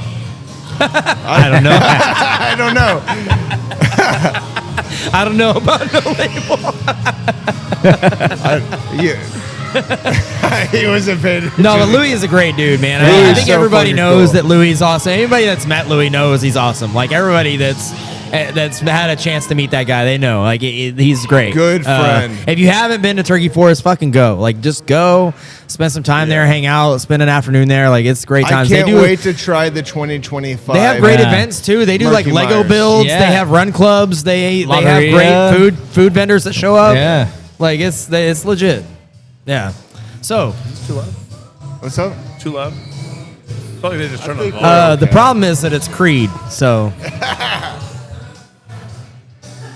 it's like old Creed. It's like first. Yeah, It's like, really, yeah. it's like the first album I think Creed. we're okay, Tom. It's like a deep cut. We're deep cut on Creed. So after we're coming to the end of this. So thing. next is Vallenson. Oh, wow. All right. Val. Chug it up. Well, he's a wonderful man. Cheers, guys. Cheers. Here. Thank you for having us out today, Tom. Thanks for sharing beers with us. Of course. Val isn't just one of my closest friends in craft beer. Val is one of my closest friends. Love Val. What? I said I love Val. And Val's amazing. Val came into my life at a period of time that, taking over No Label. No Label at that period of time, there's a lot of, there's some baggage that came with No Label, at least industry like baggage, perceptions on beer. People love it here, but we're tearing it up in forums. Yeah. And we were doing everything we could to kind of, some of that stuff was deserved, some of it wasn't. Right. But we had brought on a new brewer out of necessity during COVID, who was making just stellar beers, and turning around a reputation's hard. I think we all have been in some of these places. Recently, yes. It's more work putting into it than you can demolish it. But Val was the guy who, you're talking about, he's a United States war veteran and works for NASA. And right off the gate, year one, he released beers from his small brewery in Pearland that he won a gold at the U.S. Open, and then he won a gold at GABF. Yeah. Like 2 golds first year, and just like, you're talking about, it's an award-winning veteran, works at, but also a kind soul, hilarious, but makes really great beer. makes really great beer. I met him first time I met Val, it was during the vid, it was during 2020, and he was doing VIP tours at his tap room. He posted this hilarious COVID video, and I didn't really know him outside of some reputation, and so I go over there to his tour, and Val's waiting in the parking lot for me on this field of grass at the time, and I see him. He's like, Tom. He's like, I know you, but I don't know you, but I know you. I saw you on the list, and first time I ever met him, and we just talk in this parking lot field for like 20 minutes, and we come in. He gives us a tour. Say, don't go anywhere. Gives us a tour. This is amazing. A total of Val tour. Val was like, hey guys, here, we have this nice thing going on. No one fuck it up. No one post any like we have a good don't be that guy, and we hung out that day, and then it was one of those instant, hey, do you want to hang out? And man, we just like hang out all the time. We hang out a lot, and we've been through, man, I've had personal tragedy that's happened to me, and I've put my shoulder on Val, and just and vice versa. Very special relationship. Yeah, there. It's between you guys. I've noticed that you meet a lot of cool people in this industry, but to meet people that you kind of become, sometimes it's like, oh man, am I too old to like find a new friend? Or right. do that? You know what I found by being in the craft beer industry, that we're never fucking too old to make a new friend. Right. Yeah. Well, we're That's true. surrounded by them, right? Like, Yeah. I feel so. On my other hat, when I'm in the construction field, it's amazing because people are always like, it's like, oh, make new. It's kind of like that thing you see in movies. Make new friends, yada yada. But we're in such a friendly, Right. But like, yeah. but exactly. without like accepting something that, environment. like, he's crashed. I have a picture of him at my house crashed with my dog sleeping on him, and I've crashed at his house plenty. I feel like you have a lot of pictures of people passed out at your house I do have in a the few. craft beer industry. I do have a few. I do have a few. The Paynter list. Well, it's for my dog. No. Release the list. My dog sleeps in a. My dog sleeps. My dog has this little nook in a room, and I put this collage of photos of all these my dog just passed out on people. Yeah. And it is really a who's who. Oh, that's great. But, You know why I think Tom's one of the smartest people in the craft beer industry? Because he picked up Darnell as soon as Elderson closed. He was the one. Val did. Sorry, Tom. Yeah. Sorry, Val. Yeah. Val Yeah. is one of the smartest people in the industry. He picked up Darnell as soon as Elderson closed. Yes. No, that was super cool. No. Yeah. There was a little bit of I wasn't involved in it, but there was a little bit of there was a couple breweries I think that were aiming for That wanted Darnell? That wanted Darnell, yeah. Yeah. Yeah. So Wait, did you want to pick up Darnell? no, we weren't in that equation. No, he doesn't live. He lives. Like, Yeah, I mean, I just saw I didn't him the even other throw- day. He said he lived right by Equal Parts. Yeah, he no, lives close enough to equal parts. Yeah, Yeah, he lives so he does have to do a drive to get to Pearland, but one we're pretty stacked as it is. Two, Yeah. I mean that would be great, but it's just I knew that wasn't. I know where Darnell lives. Yeah. It's already far where he's going right now, but he has such a Yeah. connection to Val. And I just Lauren and think the everyone. Darn Ale and the Darnell. He came up with that stupid thing. Yeah. We were drunk going to Hound song on that bus for the guild, and he was like, "Come on, Darnell, come on, you gotta put me on a beer, man. Why not?" And I was like, Darnell, I'm not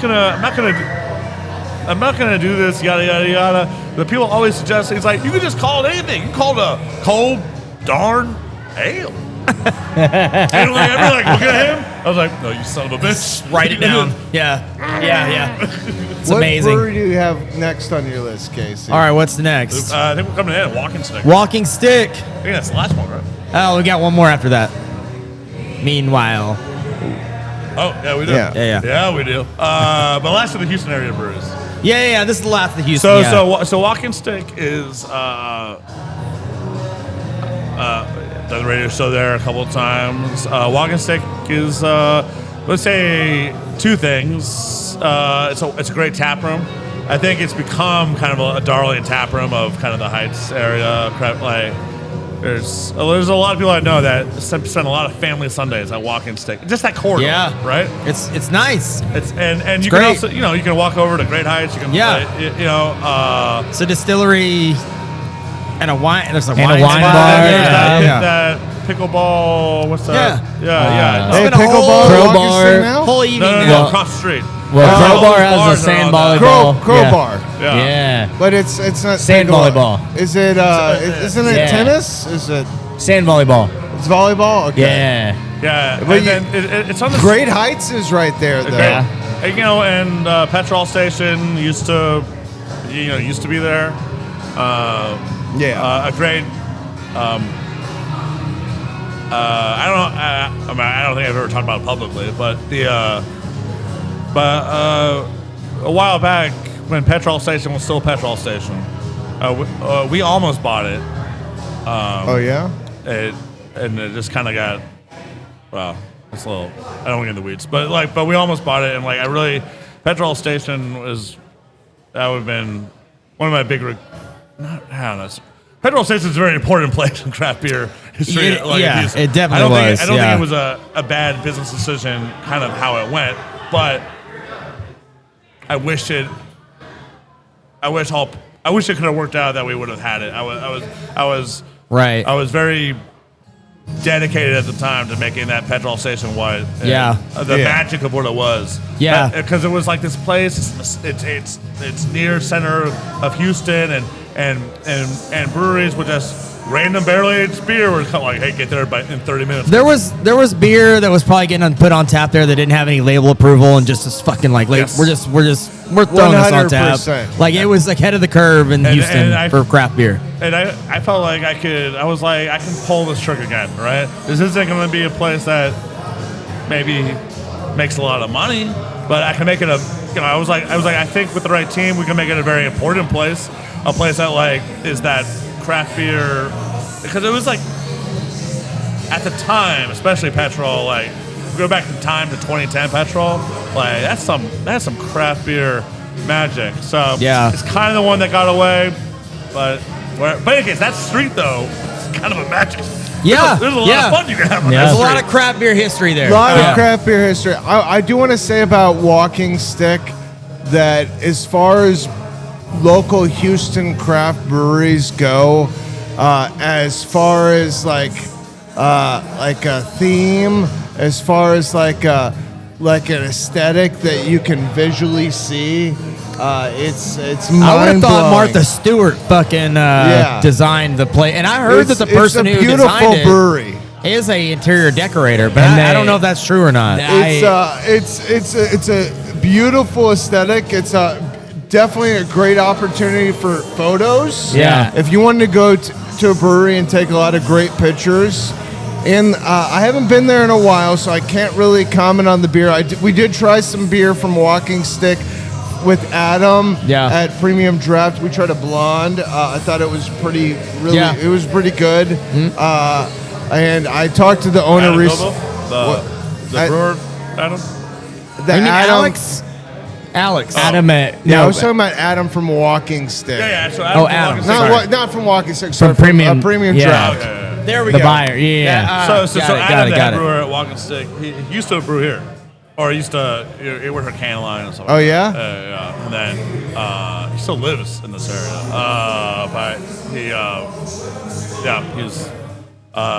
That's an interesting addition to the Murkey Myers list. I can't wait to try their Murkey Myers. I mean, I can't wait to try all of them. They're a new one this year, right? Yes. And now, Meanwhile, brewing. all right. At So we Austin. finished all the Houston ones. So So this is a special situation. So if you go to Meanwhile, you don't have to go to one other brewery in Houston. So this was always going to happen, or not always going to happen, but like when Murkey started to grow, we were starting to get interest from a lot of people all across the state, and I want Murkey to be this larger thing, right? Yeah, it grows. But it's like, how do I can't make it right? It's like a Can't Houston you make it a regional? Where you manage other people's regions? So it could be that, and that's something that we're definitely talking with our friends at Meanwhile about. I mean, that would be awesome. They have their region. You got That'd and be then- pretty cool. Yeah, we get into Louisiana or where however it grows. Yes, like I mean, I think it has to be pocketed to cities and the Yeah. area. And that's something that we're. But then it was like, how does it? Well, But at let's- least for this, but I've got I wanted ideas. but I want these breweries to be. But before you even get to 7 breweries in Austin, like everything has to start with 1. Yeah, but right? what if you had a grand thing where it's like if you hit them all, you catch them all like Pokemon, and you get like this, or you don't have have like anything left to It's like offer. you hit one Let's brewery see from what- each. let's Barrel? see. This is year 3 of Murkey Myers.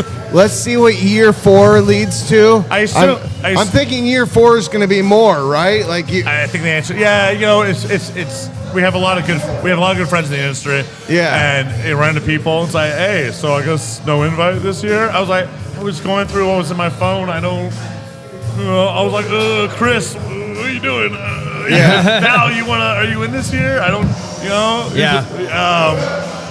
But with Meanwhile, it was important to. I mean, they could have said no, right? Yeah, but we did a collaboration with Meanwhile a couple years ago. Yeah. Silver Spur. I love Meanwhile. I've been there multiple times. For me, they're a go-to stop, like in Austin. The guys there, it's one of the reasons I like collaborations in general is because the second you do it, it's like whenever I go to Meanwhile now, and it's like No Label. Wait a second, no, everyone's like, hey, because like we're friends, and like we did this thing together, and it was good. And then it's like, when we do this thing again or whatever, and the easiest thing about that collaboration is Connor over at Meanwhile. I was talking to him. I was like, hey, I sent this to you. I don't know if you saw it, but whatever. And he's like, we probably can't do it, but let me send this over to the brew team. And then he sent me a thing back. He's like, oh no, they were game. They were like, what took so long? I was like, sweet, easy. Yeah. And then, But just to reiterate, if you hit up Meanwhile, yes, all right. So the way it's working, on the passport. So it's on the passport. There are 19 breweries on there. 18 are required. But if you hit up Meanwhile, you can sub it out for any Houston brewery. It was really the only way to kind of make it to put a little skin in the game for them. They would have done it regardless. Yeah, like they just wanted to hey, we want to be part of the. I think they're really cool addition. I want to try to hit them up. Really cool. Me and you are trying to plan a trip to Meanwhile. Yeah, but I like the idea October. that you don't have to do that to complete the Yeah. You don't have to go there. But it was like, but if you're already there and you grab it, sub something out. Yeah, you sub something. You get maybe you can't fit another one in. You get extra credit if you do all 19. You get no extra credit. What I'm gonna do it anyway. You'll probably get a Facebook post. Get a high five. I'm gonna do it anyway. But it's cool, and and we also, we want to expand this to we want to expand this, and this is a nice test to see. Yeah. I want to see what happens on the Meanwhile side, and because it can become its own region, right? But also just playing this game of it, right? Yeah. Let's say Austin, let's say we get 7 breweries to do a month of Murkey next year, but now I want to do something in Dallas. Yeah. And just to get what was Meanwhile's. I mean, it's an easy collaboration to do, right? I feel like Dallas would be on board. I think but just to get that, they're part of it, but not, what? Right? No, yeah, I get it. I get that, but I've seen how Dallas has been very collaborative within their own community. I would love to have Dallas breweries involved. We talked about it earlier. I would love for all of them. I would love for the guild to be involved. But we're just playing this as event. People keep on asking about. But you're just so you put it out there. We talked about this earlier. You're open to any local Houston brewery being involved. Elderson did it last year. They weren't a guild member. But you talked about it. You said you guys did it. You guys weren't a guild member yet. We weren't a guild member yet, but you said For the Culture, Final Gravity, they reached out and you said yes. So if any Houston brewery in 2026 wants to be involved. For the Culture, I reached out to them. What's up? I reached out to Carl over it. Oh, you did? Okay. For the Culture, yeah. But yeah, no, nothing's really holding anyone back, I mean, I just kind of went through what's in my phone. Yeah, next year, more the merrier, I say. I may have to tweak. I'm not, at some point, visiting every brewery in Houston, maybe a little, I may put it kind of the way the Houston city, that's it, I may do hey, if you're in a region 3 out of 4, because it becomes, you want people to visit the area, and almost chances are they'll probably go to the other one, but not hold it against them. You still want to be, it's a balance, and we're still figuring these things out. This isn't a, people are hey, the rules and the regulations, You're they evolve that was our issue last year was rules. We're still figuring the thing out. We didn't know there was rules. You can't get there before they open. You create rules last year. Okay, so I'm here 3 hours before they open. Let me see if they'll let me try their fuck Murkey. you. So we went through all the breweries. We've gone through all the breweries. Okay. So I wanted to take this opportunity. This is Kyle. We talked about Kyle earlier from Backpew. I think he's somebody who's really interesting and new within the industry, has a lot of ambition, and that's something I admire. And you're so experienced. You're somebody who has been in the industry for a while. I asked Kyle if you would come up with some questions to ask you. Yeah. New guy to old guy. Yeah, if that's cool, Tom. Don't. Whatever that. It's Eyebrow. nothing insane. Let's see. I've got I'd say first Sure, the one. music's not too loud. It's a little too late for that. Yeah. I mean, I asked before.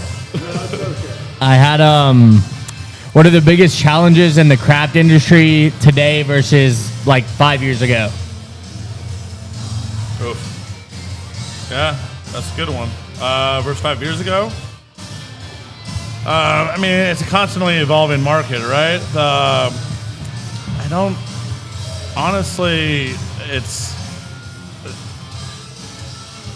a challenge, but I think the lesson more and more, I think, is meet people where they live. We can't really.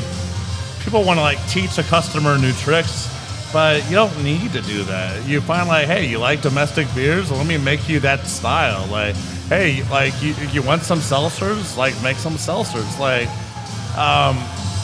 you know, a long time ago, craft breweries used to be this place that wouldn't even have televisions because it was like, oh, we're a brewery. We're not a sports bar. And it's like, Yeah, we want to get you off your phone, off your device or whatever it is. and it's like, yeah, listen, do you want to make beer or do you want to like stand on your principles? And you know, I mean, we've talked about this a bit. The theme of not being pretentious.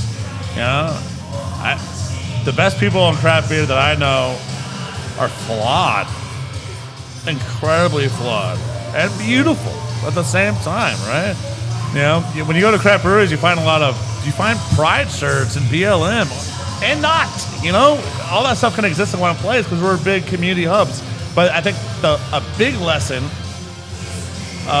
like now, is meeting people where they live and eating a little bit of pride. Sometimes you don't get to make that rye pale ale, and you have like people really like blondes with strawberry in them. It is what it is. But what do you like? Who are you against? Are you against your customer? I mean, Right. Yeah. I'm not. Right. I'm exactly. for them. Yeah. And I that think breeds that- success. Yeah, I mean, you want to, and just find that balance between where you want to go and who you want to be. Yeah. Yeah. But understanding the market, understanding your customer base to get there is extremely important. I mean, if you're expecting to be like a guy on a hill with a tap of like, I have the best, you know, double rye, you know, whatever the hell, it's like, you meet me. It's like, Yeah. no, that's not how this, you know, works. Yeah.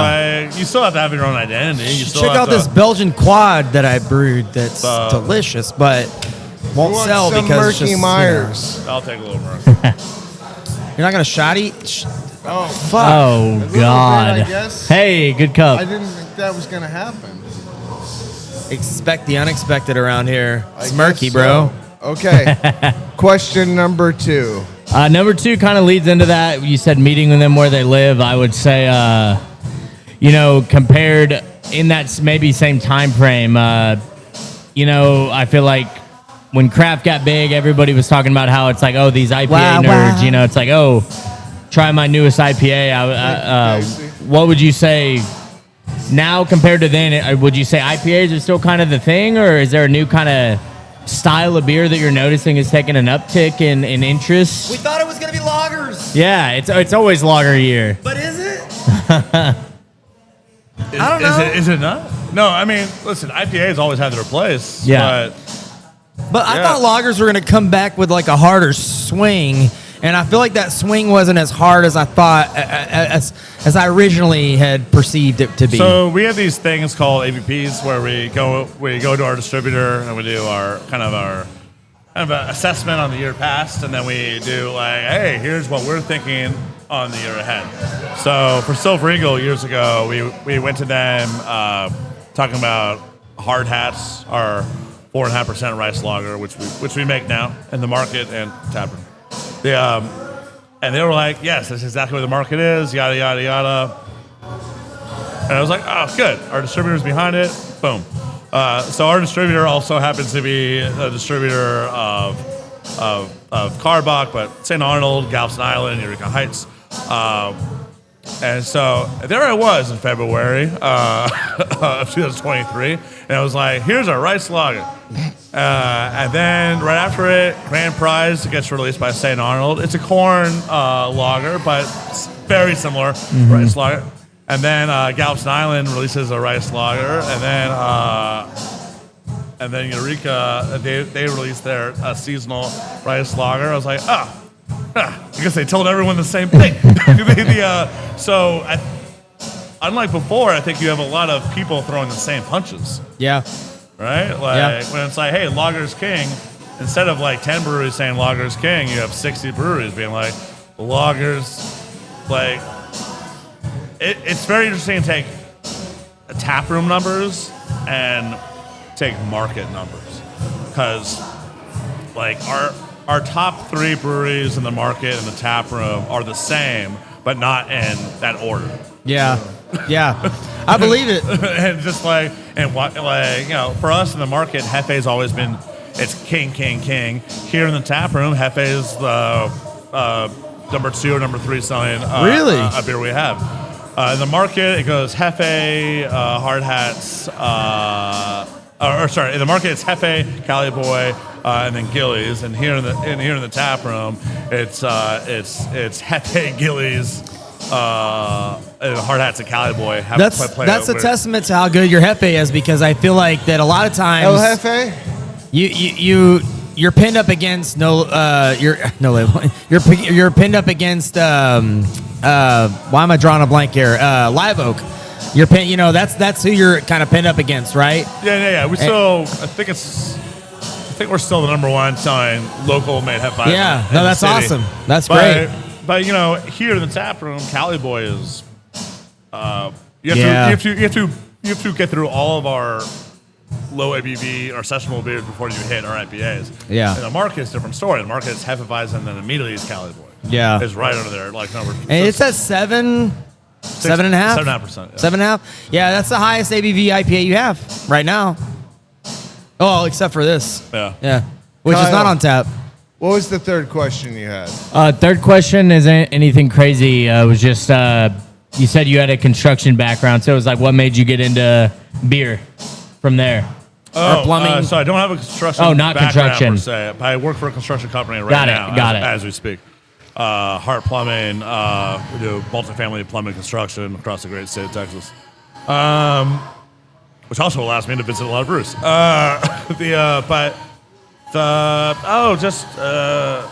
So I dropped out of college and I started doing photography during a time when there wasn't a lot of avenues for it outside of commercials and stuff like that. But then internet was taking off, YouTube was taking off, and the people at the forefront of marketing tend to be craft breweries. And like St. Arnold was on Twitter before, they were like, we're gonna use these platforms. And first brewery I ever worked for was St. Arnold, and they kind of spun me into all For this. marketing, right? You did marketing for them? Yeah, videography mainly. Videography and some photography. But like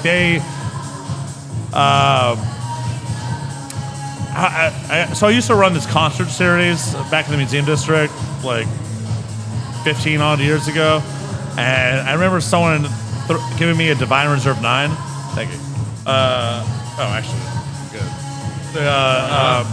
A Divine Reserve 9, which is now Pumpkinator. And I remember drinking this and being like, what the fuck is this? like this is amazing. Yeah. And I sought them out, I begged them. I was like, I will do work for free. I will do whatever just to be a part of. Yeah. And Oh, yeah. Cheers, guys. and then that happened. cheers. And Hey, this has been super amazing. You know, I just want to point out again, and it's the whole reason we're doing this, the podcast. This has been the Murkey Myers podcast. I think we last time we did a podcast with you, which was podcast episode 6, right? In the office. It was in the office, boardroom. and that Different was vibe. the Different No vibe. Label podcast. I'm gonna label this podcast as the Murkey Myers podcast because I think that's what it is. We talked about Murkey. We got really into it. It was really awesome. He's got to go take care of some business. sorry. But the answer is creativity. Craft breweries are creative places. That's what There you go. That's Yeah. what attracted me to it, and that's how I got. Awesome. Yeah. Yeah. So I'm gonna ask you one more question. I don't think we're gonna do F Your Liver today. All right. So I got Kyle on the podcast. We something we've been doing recently. We didn't ask you on the last podcast. Is we've been asking breweries or the people at the breweries we've been talking to their top 5 Houston breweries. I'm gonna give you a second because I gave Kyle a little bit of an advantage. I asked him maybe an hour ago that I was gonna ask him this question. Okay. So I'm gonna wait for Casey to come back for you to answer From his PP break? from his PP break.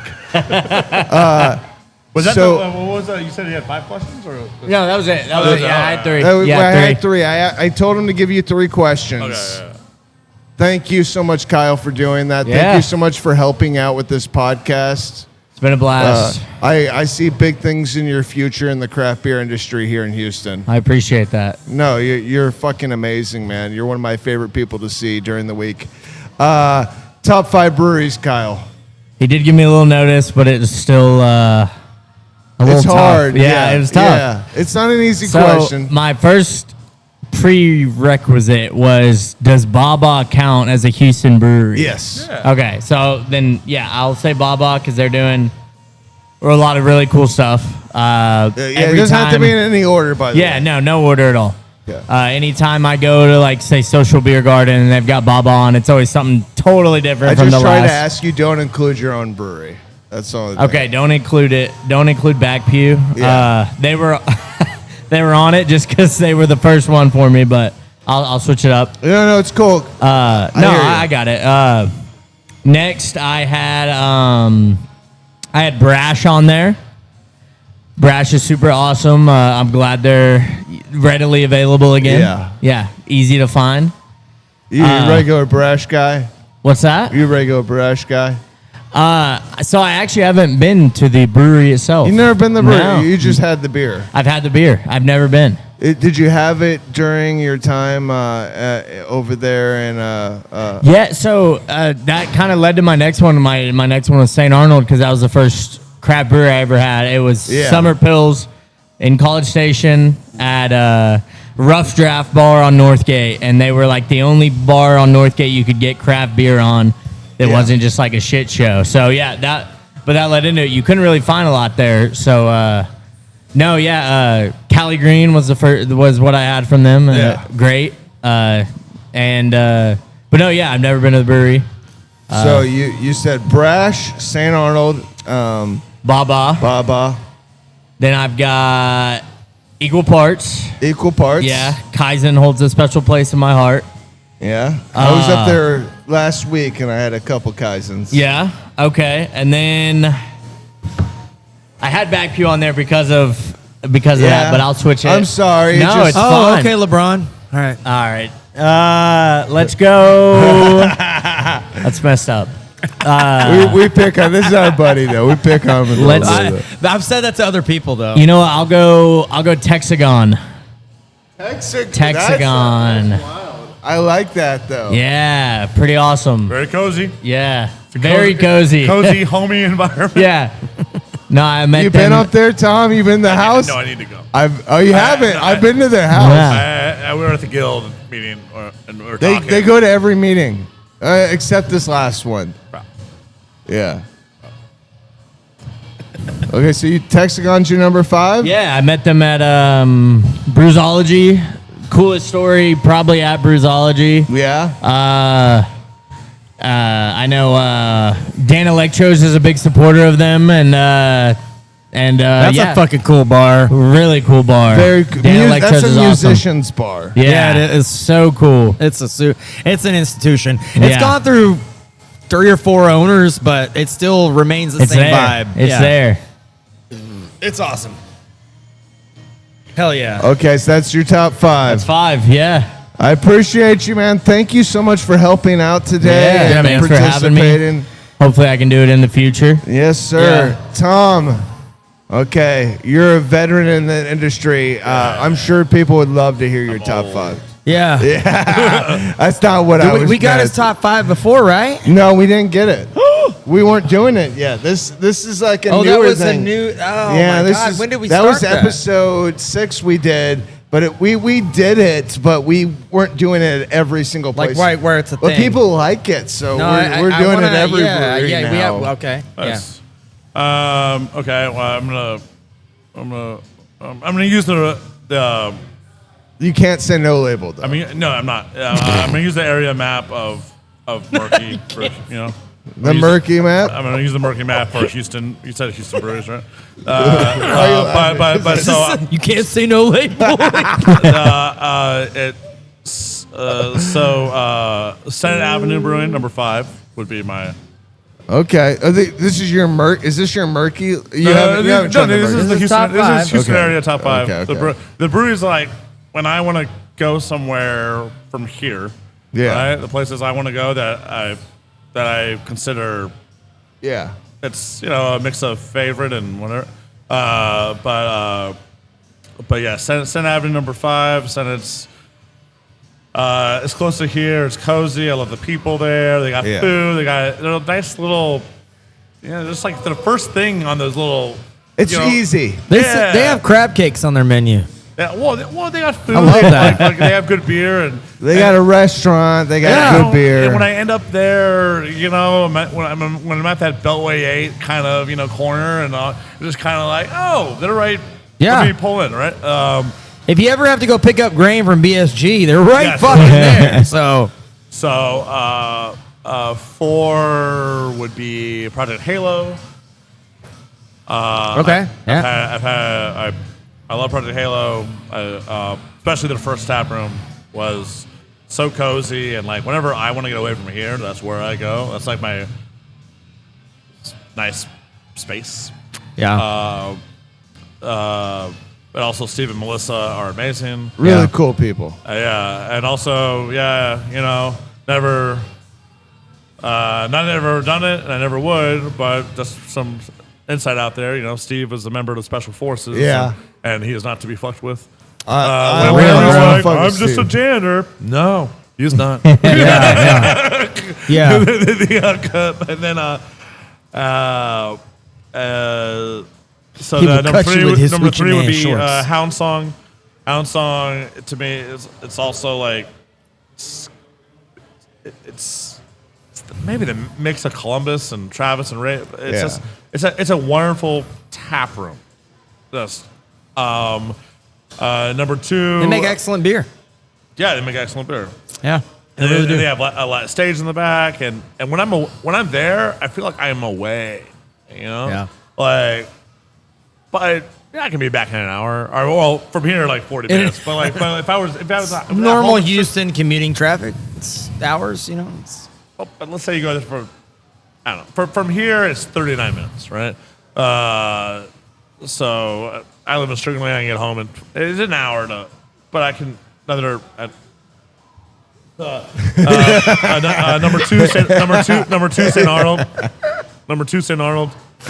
Number 2, St. Arnold. Number 2 St. Arnold for all the reasons that everyone already knows. It's St. Arnold. so you got, all right, one more. And number 1 is Vallenson's. Vallenson's number 1. Vallenson's number 1 by a mile. By a mile. They make such great beer. But it's not It's not just the beer. The beer's a part of it, right? Yeah. But it's the tap room. It has everything I want in a Yeah. tap room. I mean, I know No Label is not on the list, but let me talk about the negatives of No Label.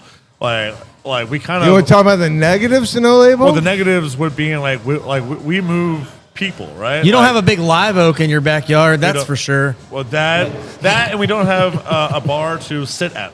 Yeah. You know, I'm a big fan of going to a place and sitting at a bar. There's something about it. It's like magic. Yeah, they have a Yeah. big. Yeah, that is true. And they Yeah, have that, and they have. I love Vallenson. the bar space of the- seating Yeah, as well, It's a perfect. They have an outdoor area. Kyle, you ever the been to outdoor area is very Vallenson? important. and it's a pretty big outdoor. I've never been to area. Vallenson. They have. They Are have, like, you the going to do picnic Murkey tables. Myers this year, Kyle? I'd love to. Yeah, Vallenson is great, dude. It's a great spot. But I've never been- yeah. They have plenty of outdoor You need to seating, but- go do Murkey Myers this year and go check out all these breweries. Well, I'd appreciate an invite for y'all's little Hey, boyfriend that's it, trips. boys. Yeah. Thank you Yeah. for having me on. hey, Tom, thank you so much for coming on the podcast. This has been amazing. I really appreciate it. pleasure. Yeah. You've Really been appreciate it, amazing. man. Thank you. Thank you Cheers. for letting us come and We know hang you out. have to tend to business, so it's yeah. going to be a long month.